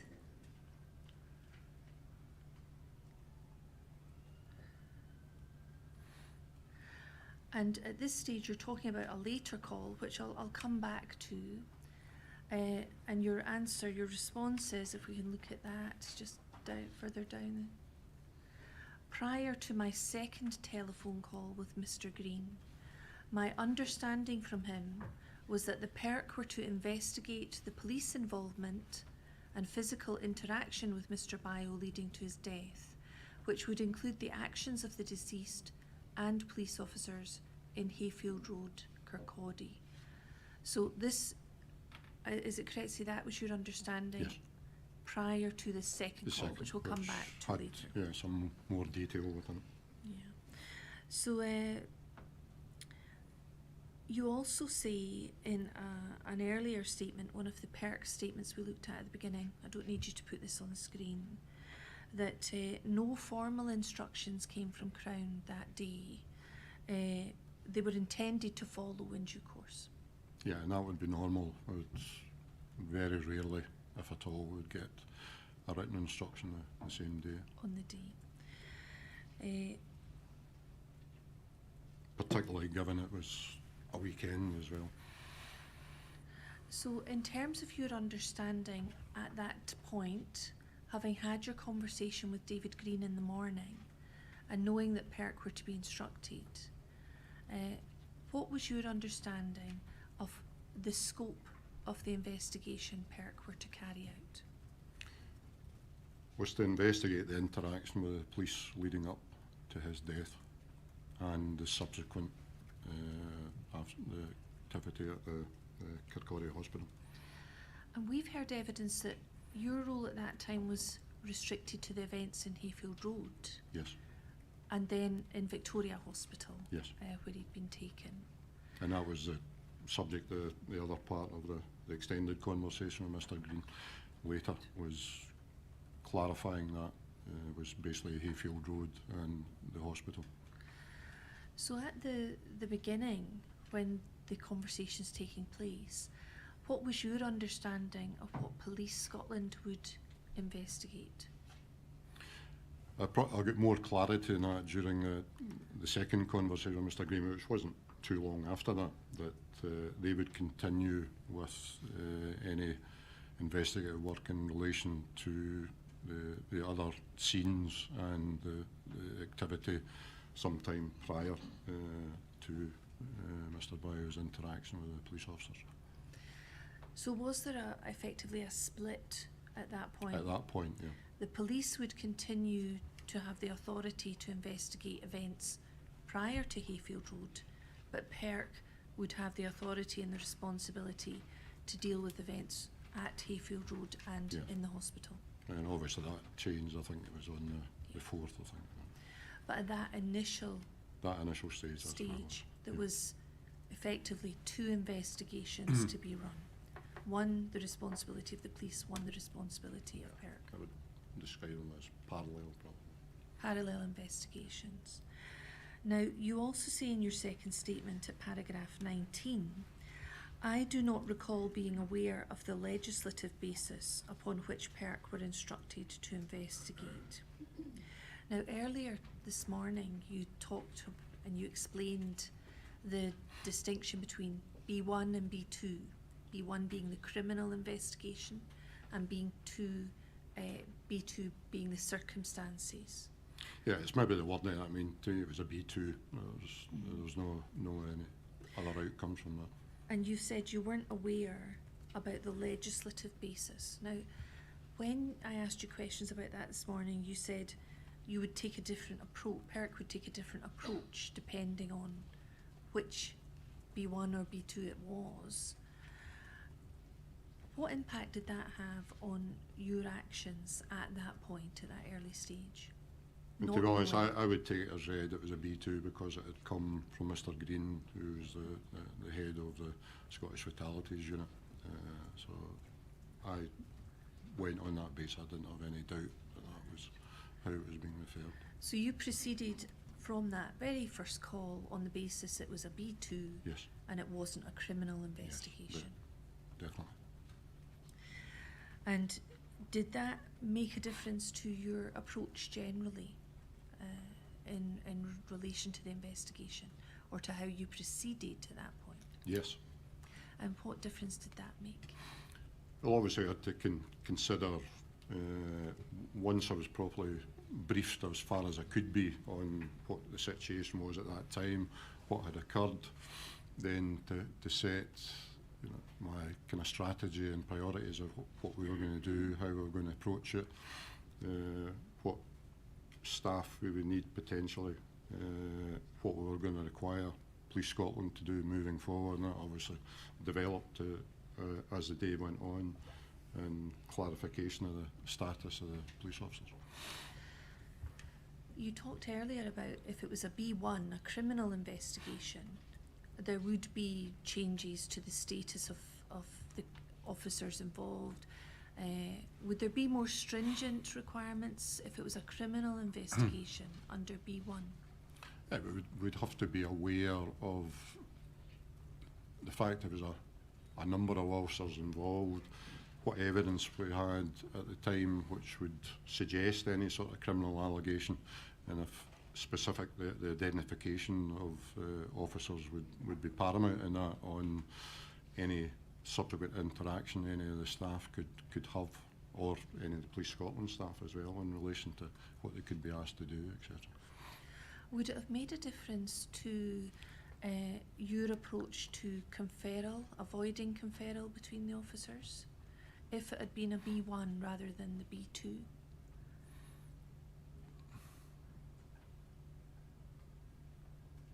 It'd be pretty much the same, because you would expect that there's no conferring in relation to the incident.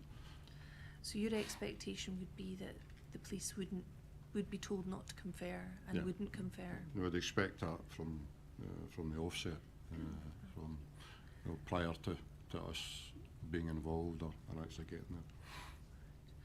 And whose responsibility would it be to ensure that the police are not conferring? One of the senior police officers at Kirkcaldy had been brought to the incident. Did you consider that you had any responsibility to ensure that there was no conferral as the lead investigator? Not at that time, no. I say if the circumstances had been different and we refer back to the documentation that you showed me earlier, then that's quite clear that that's part of the post-incident process, but not at that time. You've told us you weren't aware that there was a post-incident That's procedure correct. in place at that time. But had there been, you think the procedures would have been different? Yes. We've heard from Conrad Trickett that if there is a post-incident procedure in place, that officers who are suspects are removed from that process. Yeah. Is that your understanding?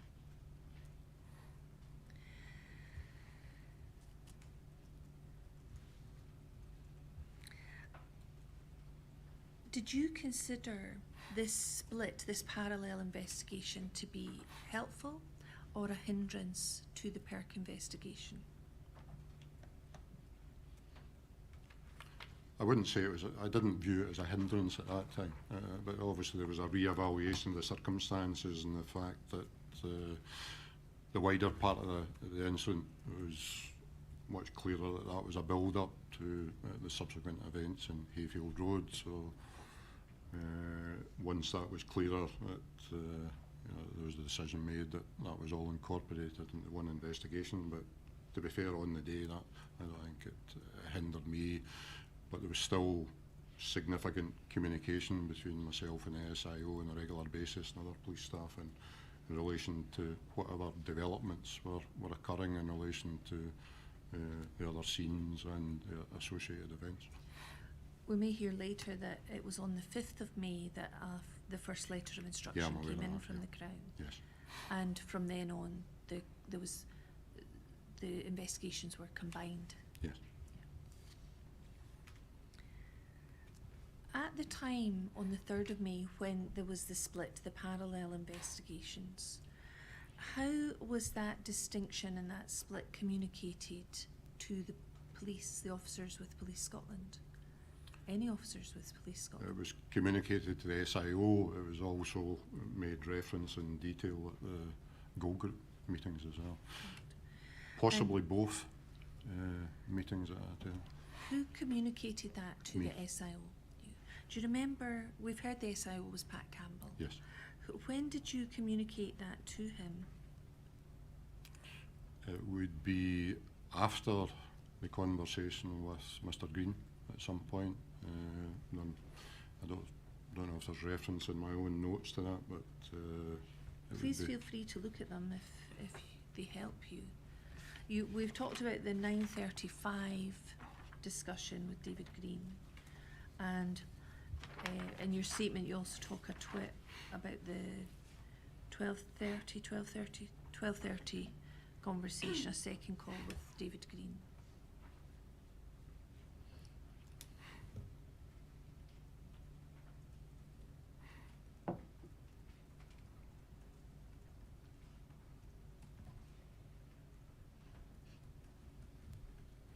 Yeah, certainly the 12:30 conversation with Mr. Green, he confirmed the position as regards what we dealt with in the two scenes. So between the 9:35 call and the 12:30 call with David Green, were you clear during that period that there were to be parallel investigations? Sorry, what was the first time? The 9:35, that's on page 3 of your operational notes. That's the one. 9:35 was obviously the initial call with Mr. Green. No, that wasn't confirmed until the second conversation that I had with him. And we had an extended conversation and directed to deal with it in that manner. So in the period between 9:35, when PIRC have been officially appointed, and 12:30, it wasn't clear to you that there was to be parallel investigations? No, initially it was to investigate the interaction with the police leading up to the death. Then, obviously, from the conversations I had with the PSD representative and subsequently Pat Campbell, we obviously got more information on that was known for the investigation at that time, which was summarised to Mr. Green in the next conversation, and then that's when that decision was made. So up until 12:30, you thought you were taking the lead on everything. Is that fair to say? No, I would say thoughts that the interaction, to my knowledge at that time, was that was in Hayfield Road, and that's, there had been prior involvement and activity that led up to the incident, and that's part of it. I had to acquire all that additional information to get a wider picture, and that was part of the reason that I subsequently discussed that with Mr. Green when I was more aware of what had happened. Prior to your 12:30 conversation with David Green, did you appreciate in any way that there had been a lead up to the events at Hayfield Road? Yeah, I'm sure I had some awareness of what was going on, that there was there'd been events prior to that which had involved Mr. Mayo and others. And prior to 12:30, who did you believe was investigating those prior events? Still Police Scotland. So you did know that there was to be a parallel investigation by Police Scotland after 9:35? Yeah, because these events were already ongoing regarding activities and trying to acquire further information, the wider scope of the previous incidents, and obviously I was made aware of that. Did the 12:30 conversation simply reinforce what you already believed Yes. was the position? Yeah.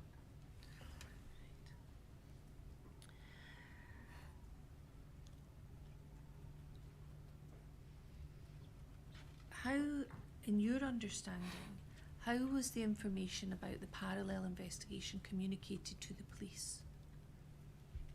I say it was either prior to or during the first Go Group meeting that I attended that articulated the discussion and more definitive direction that I'd received from Mr. Green. So if we've heard some of the officers give evidence and say they thought PIRC were coming in to deal with everything, would that surprise you? And this is in the morning. Yeah, it depends at what time in the morning. So what time in the morning do you think they should have stopped believing that? When I gave them a definitive update on the direction I would had from Crown. And you've mentioned the Gold Group meeting, the first one you attended. We may hear that was at 2:40 in the afternoon. So would that be the point at which you gave that definitive information to That would be Police the Scotland? latest point. I say that may have taken part of the conversation I had with Pat Campbell and others prior to that taking place. And when was that conversation with Pat Campbell? Just immediately before that Gold Group meeting. We'll come on to this, but we may hear that there had been a handover or a briefing in the period immediately prior to the second Gold Group meeting, which was attended by Pat Campbell. Yeah, I think you'd referred that as the formal handover earlier. Yes. Yeah. And so it was at that formal handover that you explained the split, the parallel investigations to Police Scotland, Yeah. was it?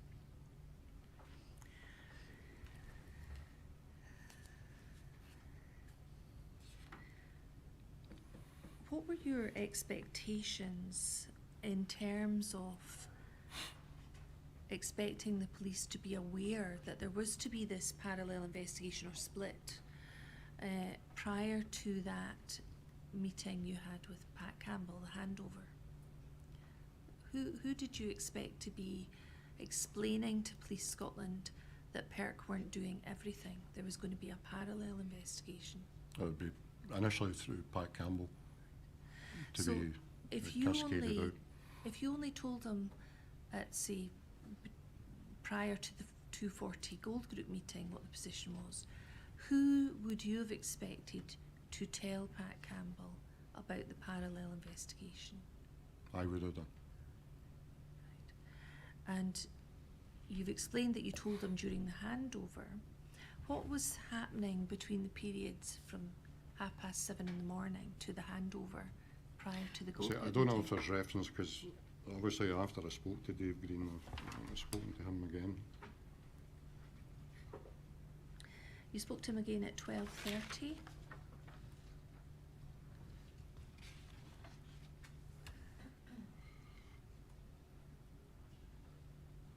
Will we look at your notes on the 12:30 call? I think it's page 5 at the bottom. Call to Dave Green. I think. Do you want to read those out? Call to Dave Green, that's at 12:30. Provided situational update.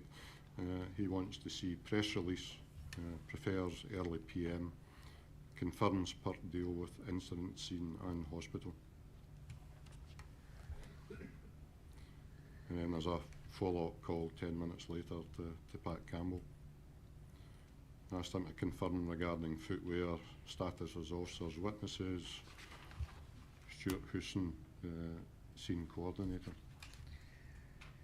So there's these two calls, one at 12:30, one at 12:40, one after the other. One's with Dave Green. He confirms that PIRC are to deal with the incident scene and the hospital.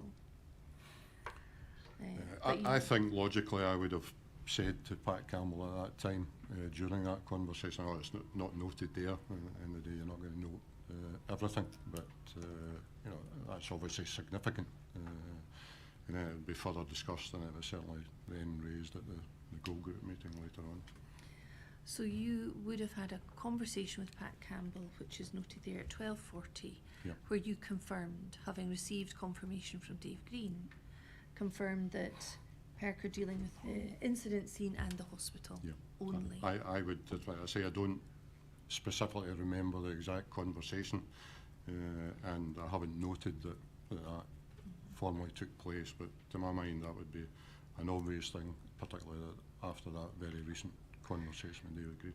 And I think a short moment ago you'd said that that conversation with Dave Green was simply confirming your understanding of the scope of your investigation. By that time I'd received obviously updates from PSD and from Pat Campbell in relation to what the wider knowledge of the circumstances and what had been done to date, which I don't know the extent of Mr Green's initial briefing that he got, and obviously there's information within that transpired is not correct anyway, so I would think it would be very limited in the circumstances that he would get.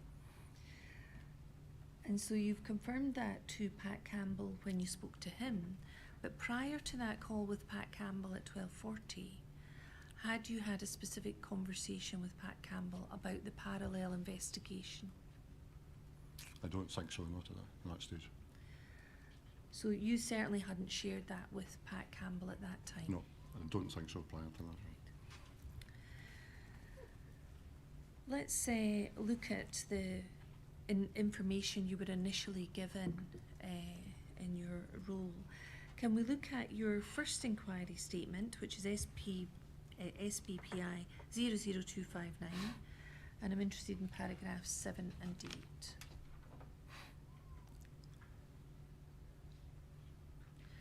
Now, this is where you talk about some initial information that was given to you by David Green, the person from Crown Office. And you're referring back to one of your earlier statements. And you say, Mr. Green confirmed a number of police officers attended this incident, and on their arrival an altercation took place between this as yet unidentified male and the officers. Do you remember this? Yes. During this altercation, he told me that CS spray had been discharged and the officers had used their batons. He added that during a subsequent struggle, the male collapsed and an ambulance was summoned. He was subsequently taken to hospital where life was pronounced extinct at 09:04 hours. And I'm asked whether the order of events suggested to me that Mr. Bio had instigated the altercation. Yes. The inference was that the male's actions had resulted in the police attendance and then subsequently having to take some sort of action on the circumstances that they met. And that was my summation of what he was telling me. So you've explained your understanding of the chronology of events as was shared with you by David Green. Yes. And when you're talking about these notes, and you're talking in paragraph 8 about your operational notes, were these notes here in the operational notes again made roughly about the time of the call or shortly after, or was this at a different time? Probably shortly after. Shortly after. So let's look at paragraph 8, and you say, I have been asked about my operational notes, which record the detail of my telephone conversation with David Green at 9:35. And we've looked at this already. Calling Ria death in police custody in Kirkcaldy, I've received a report from Police Scotland that they attended an incident at 7 this morning somewhere in Kirkcaldy town centre. The report was of a black male with a knife above his head causing a serious disturbance. Full location unknown at present. Male and female uniformed officers attend locus. Challenge male. Fight takes place, during which CS and baton used. Eventually placed in police vehicle and he subsequently collapses. Paramedics attend the scene and do CPR. So again, from this information that you've noted here in your notes, am I correct in saying that the information you were being given by David Green suggested that the subject was the aggressor and officers have reacted in self-defence by using sprays or That was baton? the general picture that was created by what I was told. Thank you. Now, we've heard that the main witnesses, key witnesses to the events in Hayfield Road were the officers. They hadn't given statements, initial accounts, basic facts at this stage. So this was the information you were being given about the circumstances, primary information you were receiving from the Crown. Yes. Can we look at, again, it's in your operational notes, paragraph 9 in your statement. We'll keep that on the screen, but you're very welcome to look at your notes. And then you talk about your operational notes, the details of a telephone call with Superintendent Craig Blackhall from the Police Scotland Professional Standards Department at 10:10. And he provided you with a short summary of the circumstances, and I have noted, and this is what you've written down Yes. in your operational notes. About 0700 hours, a number of calls to Police Scotland regarding African male armed with a knife in town centre of Kirkcaldy. Suspect makes run at female police officer and assaults her. Suspect is CS'd, but this has little effect and he laughs. Suspect struck with baton at least once. A number of police officers attend the locus. Suspect was unconscious on the ground. CPR done by police and then by paramedic short time later. So this is the second source of information you've had, and this comes from Superintendent Blackhall at PSD. Yes. And again, were those notes made roughly about the Yes. time? And again, from what you've written here, we can see on the screen, again, does it suggest that a man who's armed with a knife makes a run at a female officer and assaults her? So is the subject is the aggressor? It's painting a similar sort of picture, but some of the detail is slightly different. Slightly different detail, but again, subject aggressor, police act in self-defence. Is that a fair reflection of what the information is that you received? Basically, from the police were Black- responding to a set of circumstances where, and they described the build-up to it, and someone was in possession of a knife.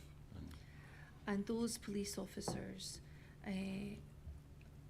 had to use their CS spray and their baton at least once. Yep. In response to the actions taken by the subject. Yep.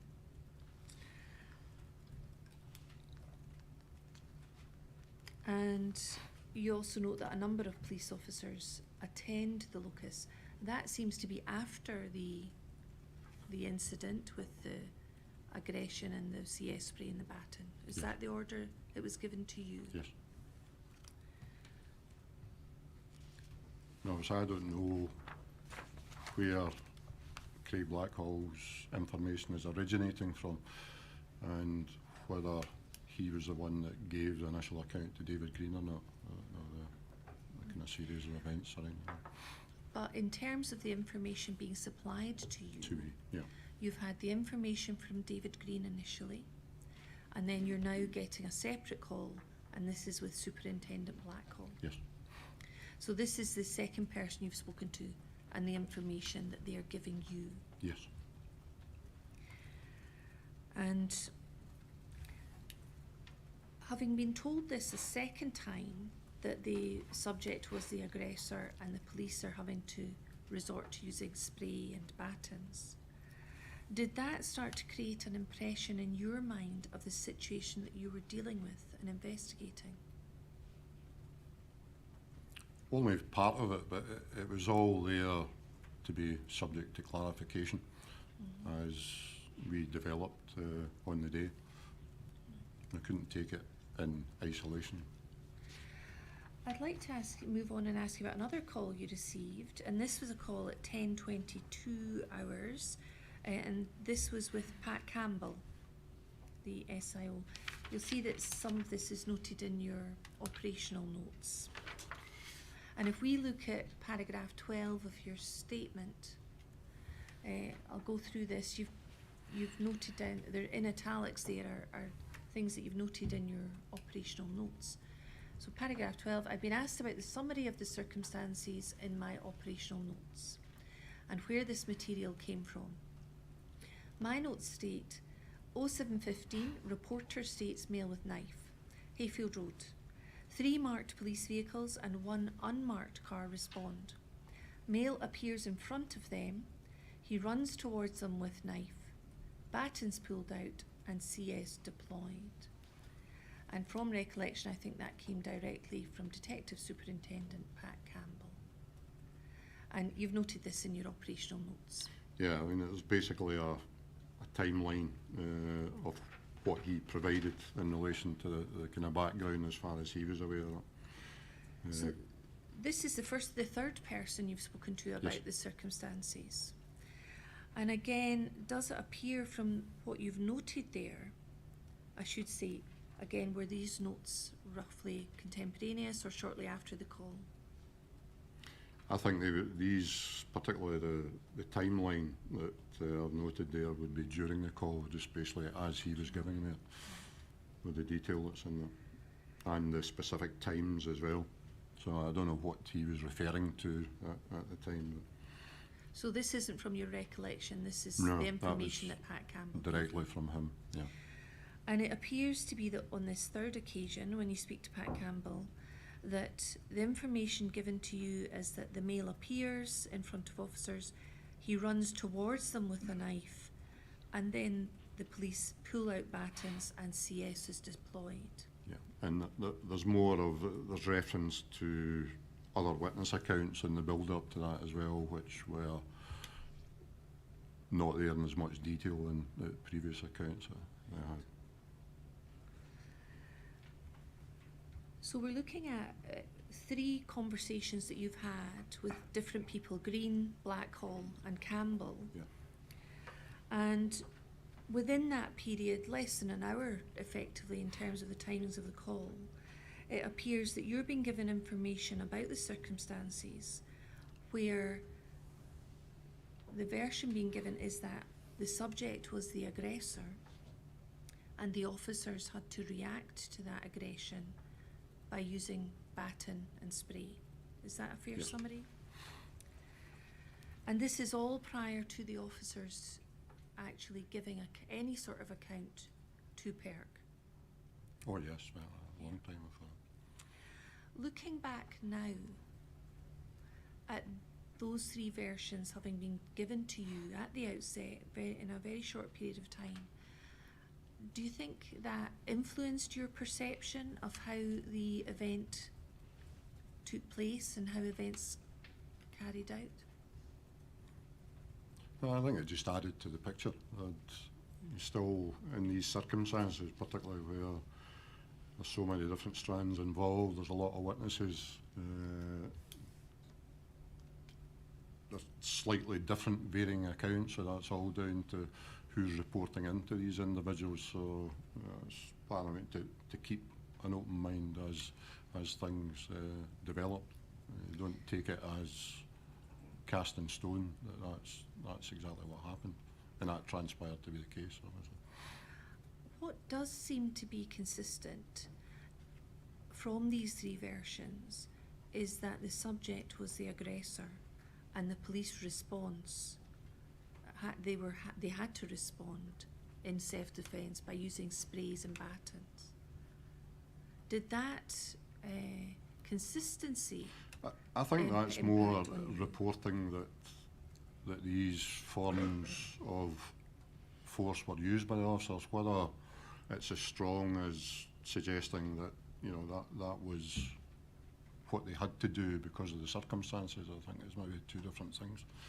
Right. It's more just supposed to be a factual account, timeline of the build-up, and then what happened when the officers arrived. I don't think he's saying that was wholly justified or anything in that regard. It was just that was part of what happened. So there's no narrative here about all the actions of the officers were justified because they were acting in No, I don't think self-defence. so. But in terms of the chronology of events that's being presented to you, there's the aggression by the subject and then a response by the police. Yeah. And you've mentioned keeping an open mind. Obviously, we've heard you didn't get any accounts, any statements from the officers until the 4th of June, which is just over a month later. And they were the witnesses at the scene as to what happened. There's other evidence available to the chair that initially, at least, PIRC didn't know who'd turned up first or who did what, because they didn't have these statements from the officers. Yeah.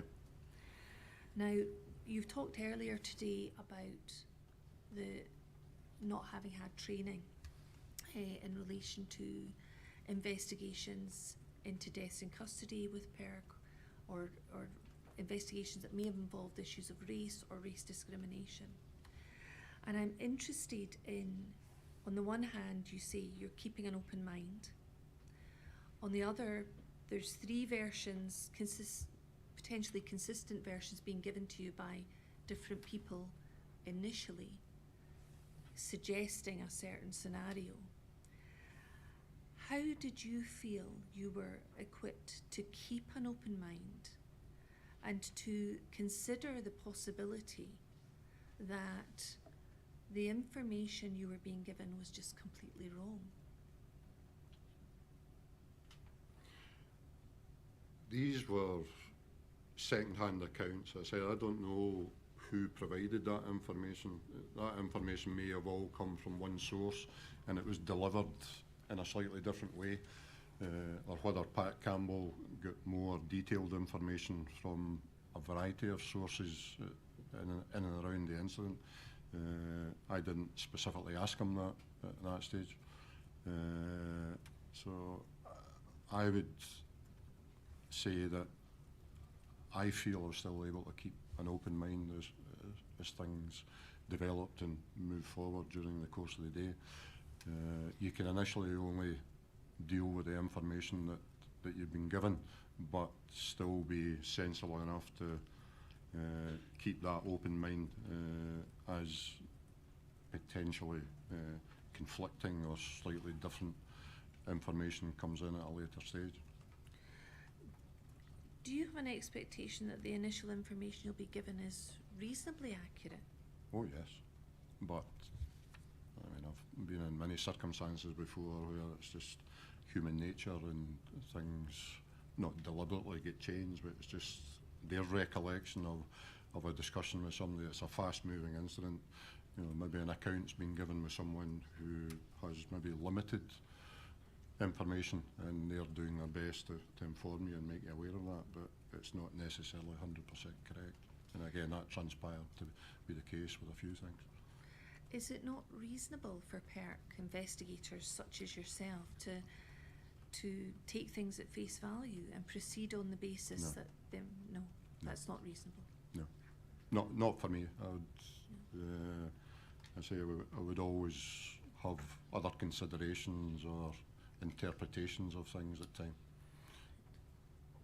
Unless it was, you know, it was more than 100% happy, it was 100% factual that, you know, somebody presented you about CCTV and that's exactly what happened and that's supported where that's come from. But I say you just have to, you accept all information that you've got from whatever sources and then continue to evaluate that during the course of the investigation. We've heard evidence in relation to training regarding race that some officers had had about something called unconscious bias. And I've asked officers about how they can guard against unconscious bias, because it's not something that people are necessarily aware of because it's unconscious. Do you feel you were adequately equipped yourself from your, well, you said you hadn't had training with PIRC, but maybe from any other training you've received I've certainly never, against I've had that? training on conscious bias, but that was after this incident. I've had, you know, a variety of other training, but I'm aware of what it is and, you know, how it can work with people, and, you know, a lot of times because the nature of what it is and the kind of social stereotyping of people, that they may not even be aware that they're thinking along these lines, and that's the danger. So I always like to progress and really think about your decisions and just take that momentary bit of time to consider what you're getting and try and alleviate or negate the fact that may occur. But it is, by the nature of it, it is unconscious, and you're potentially, you're not aware personally that it's there, but you have to think these things through all the time and balance everything up that you're hearing and the decisions that you intend to make. Looking back now to May 2015, do you feel you'd been put into the best position to guard against unconscious bias, never having been given training about that type of thing?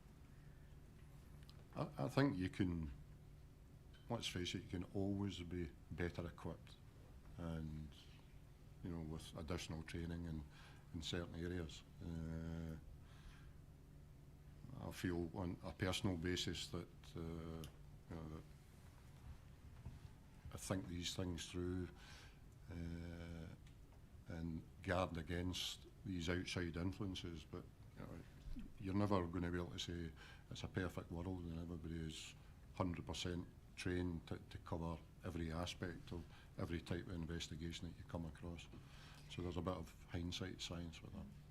Do you think, now you've told us you've had training in unconscious bias, do you think now you're in a better position to guard against unconscious bias than maybe you were previously?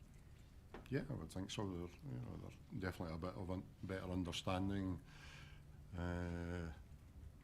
of what it actually is, how to guard against it, how other individuals, when they're conveying information to you or versions of events, that the things that they may be going through and how they articulate that to you. So there's a lot of component parts of that. It is possible that people sharing information with you could themselves be under the influence, if I can put it, Absolutely. of unconscious bias. Yeah. And they could be sharing that with you. Yes. Yeah. In terms of, you've told us about you trying to keep an open mind in May 2015. What about the wider team? How did you help them keep an open mind? It's a gap. I mean, obviously, before we went, we had a briefing. That was more to articulate our general understanding of the set of circumstances, but at the time, that was very limited. Did we go into details about, you know, the potential for unconscious bias? No, I didn't. No, that's maybe more so now in the modern era. That may be a consideration, but I certainly couldn't say that I did that at the time. Certainly from the first contact you had with David Green, you were made aware that it was a blackmail. Yes. Can I move on and ask you some questions about the change in staffing? Because you were there on the 3rd of May, you were lead investigator, but Yep. we've heard evidence that that changed. It changed on the 4th of May, it became Billy Little. Yep. And it changed on the 5th of May, it became John McSporran. Are you aware of that? Yes. Yeah. And I think we've heard that you were maybe going on holiday at some point, and that's why you left the role of lead investigator. Is that correct? That's correct. When did you leave to go on holiday? Maybe 5 or 6 days after that, I think. From After the the Monday, 3rd. it was probably towards that weekend, from recollection. I'm wondering why you weren't kept in that role for those initial days until you went on holiday.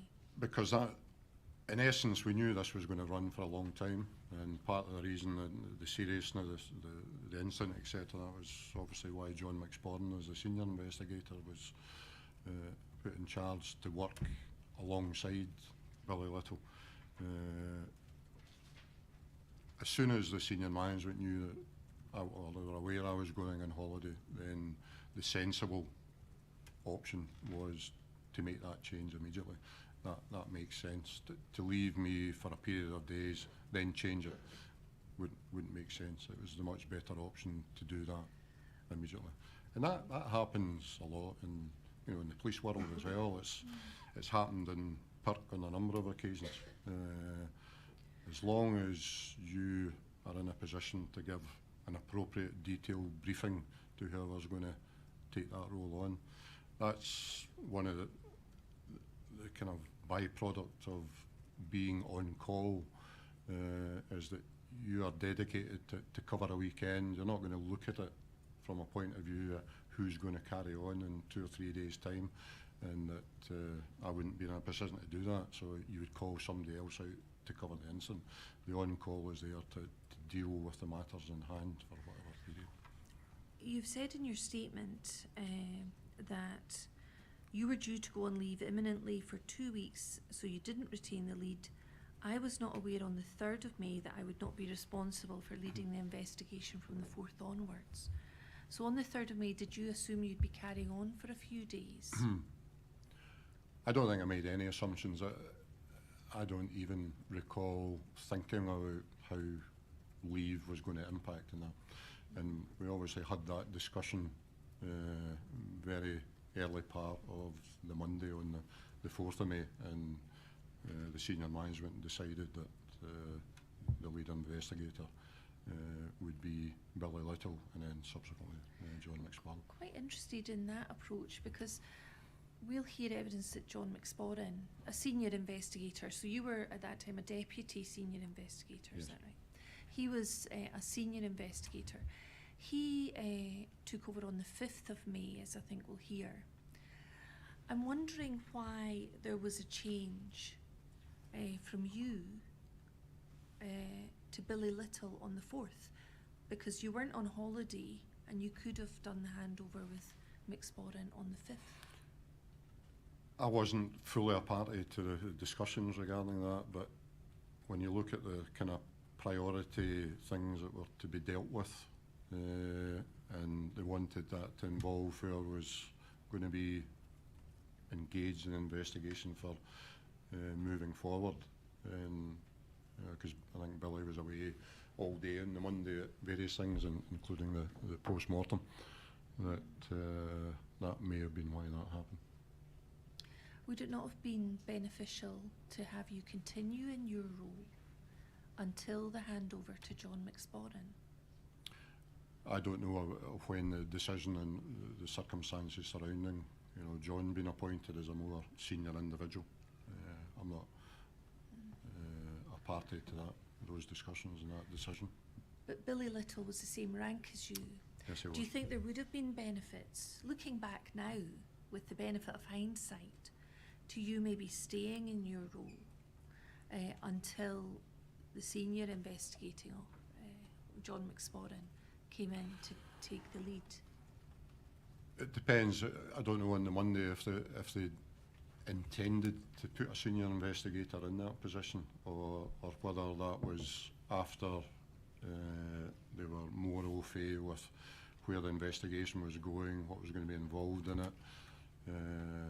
So I don't know that. But I think, the correct decision was not to leave me for a period of days and then for me to kind of disappear for a couple of weeks. I don't think that was the best option.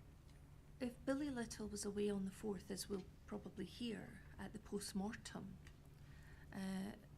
who was holding the fort as the lead investigator at that time on the 4th? Do you remember?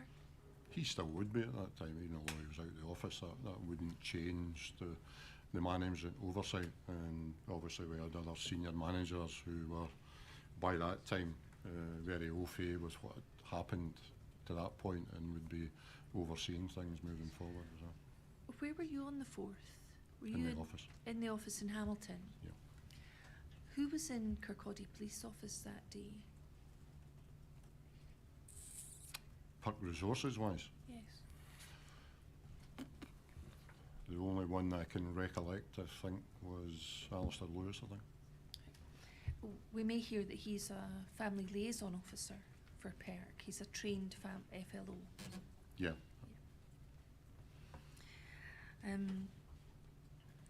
Thank you. You remember that I asked you earlier today about the 5 principles to be Article 2 compliant, and the first of those was about independence. I'd like to ask you some questions about independence, if I may. And you've talked about the importance of that in relation to your understanding of the role of PIRC. I'd like to ask you about prior contact that you had with officers who were working on the Sheku investigation. You've said in your first inquiry statement that you knew Detective Superintendent Pat Campbell, as he had been a sergeant at CID headquarters in Pitt Street in Glasgow, when you worked on the intelligence side with him, and there was a sort of crossover. Yeah, he wasn't in the intelligence. I was in No. intelligence at Force Headquarters, Yeah. and he was more operational CID. So he was operational CID, you were intelligence, but you had worked with Pat Campbell, had you? Not really, no. No. What does that mean? He, I think, was a detective sergeant in a role supporting the senior management, is my recollection. But I don't ever remember working directly with Pat Campbell at any time. You've said in your statement there's some sort of crossover. What did that mean then between your two roles? Was there some sort of work engagement with Pat Campbell? I mean, how did you know him? Not directly with him, with his senior managers and the role that I did. One of the things under my umbrella was in relation to covert activity and authorisations for such activity. And there would be some interaction between me and his managers, but that wouldn't, from recollection, have ever involved Pat Campbell either. So you weren't concerned that would give rise to any conflict? Not at all, no, No. definitely not. So you've said you knew him, you spoke to him on occasions, but That was it. no connection as No. such. Did you feel it necessary to declare that knowledge of Pat Campbell as part of your investigation? No. And did it give rise to any concerns in your mind of bias or conflict or having an impact on independence? None whatsoever, no. Were you concerned in any way about the perception of the public in relation to you having known Pat Campbell from previous work in Police Scotland? No. I think if I had worked closely with him or socialised with him, then that's a different thing, but not the level of contact and knowledge I had him. When you say worked closely, what does that sort of mean? How would that be someone that was your manager or a colleague? Yeah, it could be a manager, or maybe worked on an investigation, and invariably you work in pairs, but there's quite an age difference between the two as well, so that's one of the other reasons Is that he older it than probably you? didn't happen. I wish. Right. And you also knew ACC Nicholson, Yes, I did. and that again was from your time in Strathclyde Police. Yes. And I think he was the Gold Commander, we heard, He on was. the 3rd of May, and I think you'd spoken to him previously. Yes. Did you consider your impact, the impact of your prior connection with ACC Nicholson to be giving rise to possible conflict or No. bias? Definitely. Can you describe your connection with Nicholson for me, please? Well, he was a senior manager on the operations side of CID at the time that I had a senior role within the intelligence side of the business. But I had very little contact with him again. Did you feel it necessary to declare your knowledge and No. connection with Nicholson? No. Did you have any concern about the perception of that contact with Nicholson No. in relation to the public? No.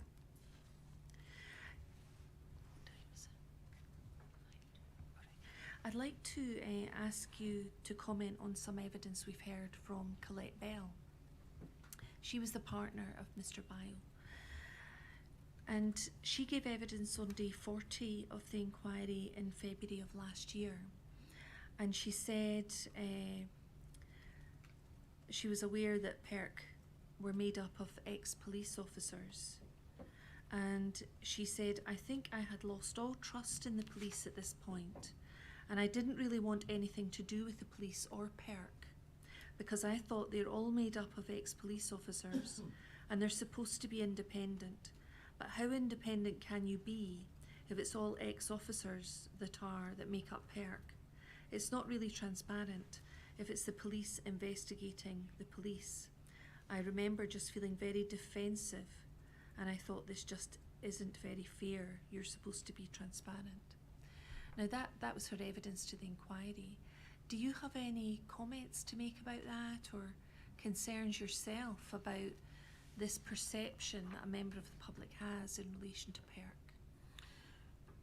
Well, just the first comment I'd make is factually that obviously, I mean, the PIRC is not made up of 100% police officers, which is the inference from what Ms Bell had said there, that there's a lot of investigators from other investigative backgrounds, and that's, I would say, is quite important.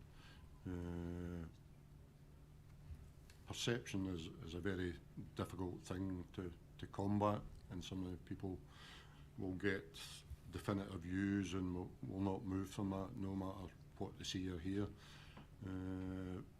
If you look at a lot of the previous investigations that have gone into the public forum on our website, etc., and some of the outcomes and findings with these would hopefully, for any members of the public to read these, would show that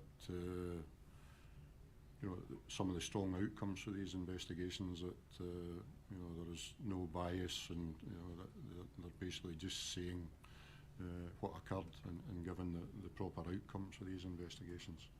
And that's part of the probably understanding, trying combating perceptions which we think are misplaced. Of the PIRC investigators who were in Kirkcaldy Police Office on the 3rd of May, were any of them not former police officers? Yes, one. And who was that? Stuart Taylor. And what was his background? I don't know what he did before he joined the organisation, but he came through our trainee programme from his previous employment. Through that probationary period, trained and became an investigator, and he's now a deputy senior investigator, has been for a few years. And I think earlier today you said there were 6 investigators who were in Kirkcaldy that day. Including myself, yeah. Including yourself, 7 investigators. No, 6 including myself. Oh, sorry, 6 including yourself. And 1 at the office. And would that be Casey? Yes. Was in the office, and that's in Hamilton. Yes. And Taylor was not from a police background. No. I'm going to stay with this topic, but I'm going to move on to different issues. I wonder if that would be a proper time. Yes, well, we'll stop for lunch and sit at 2 o'clock.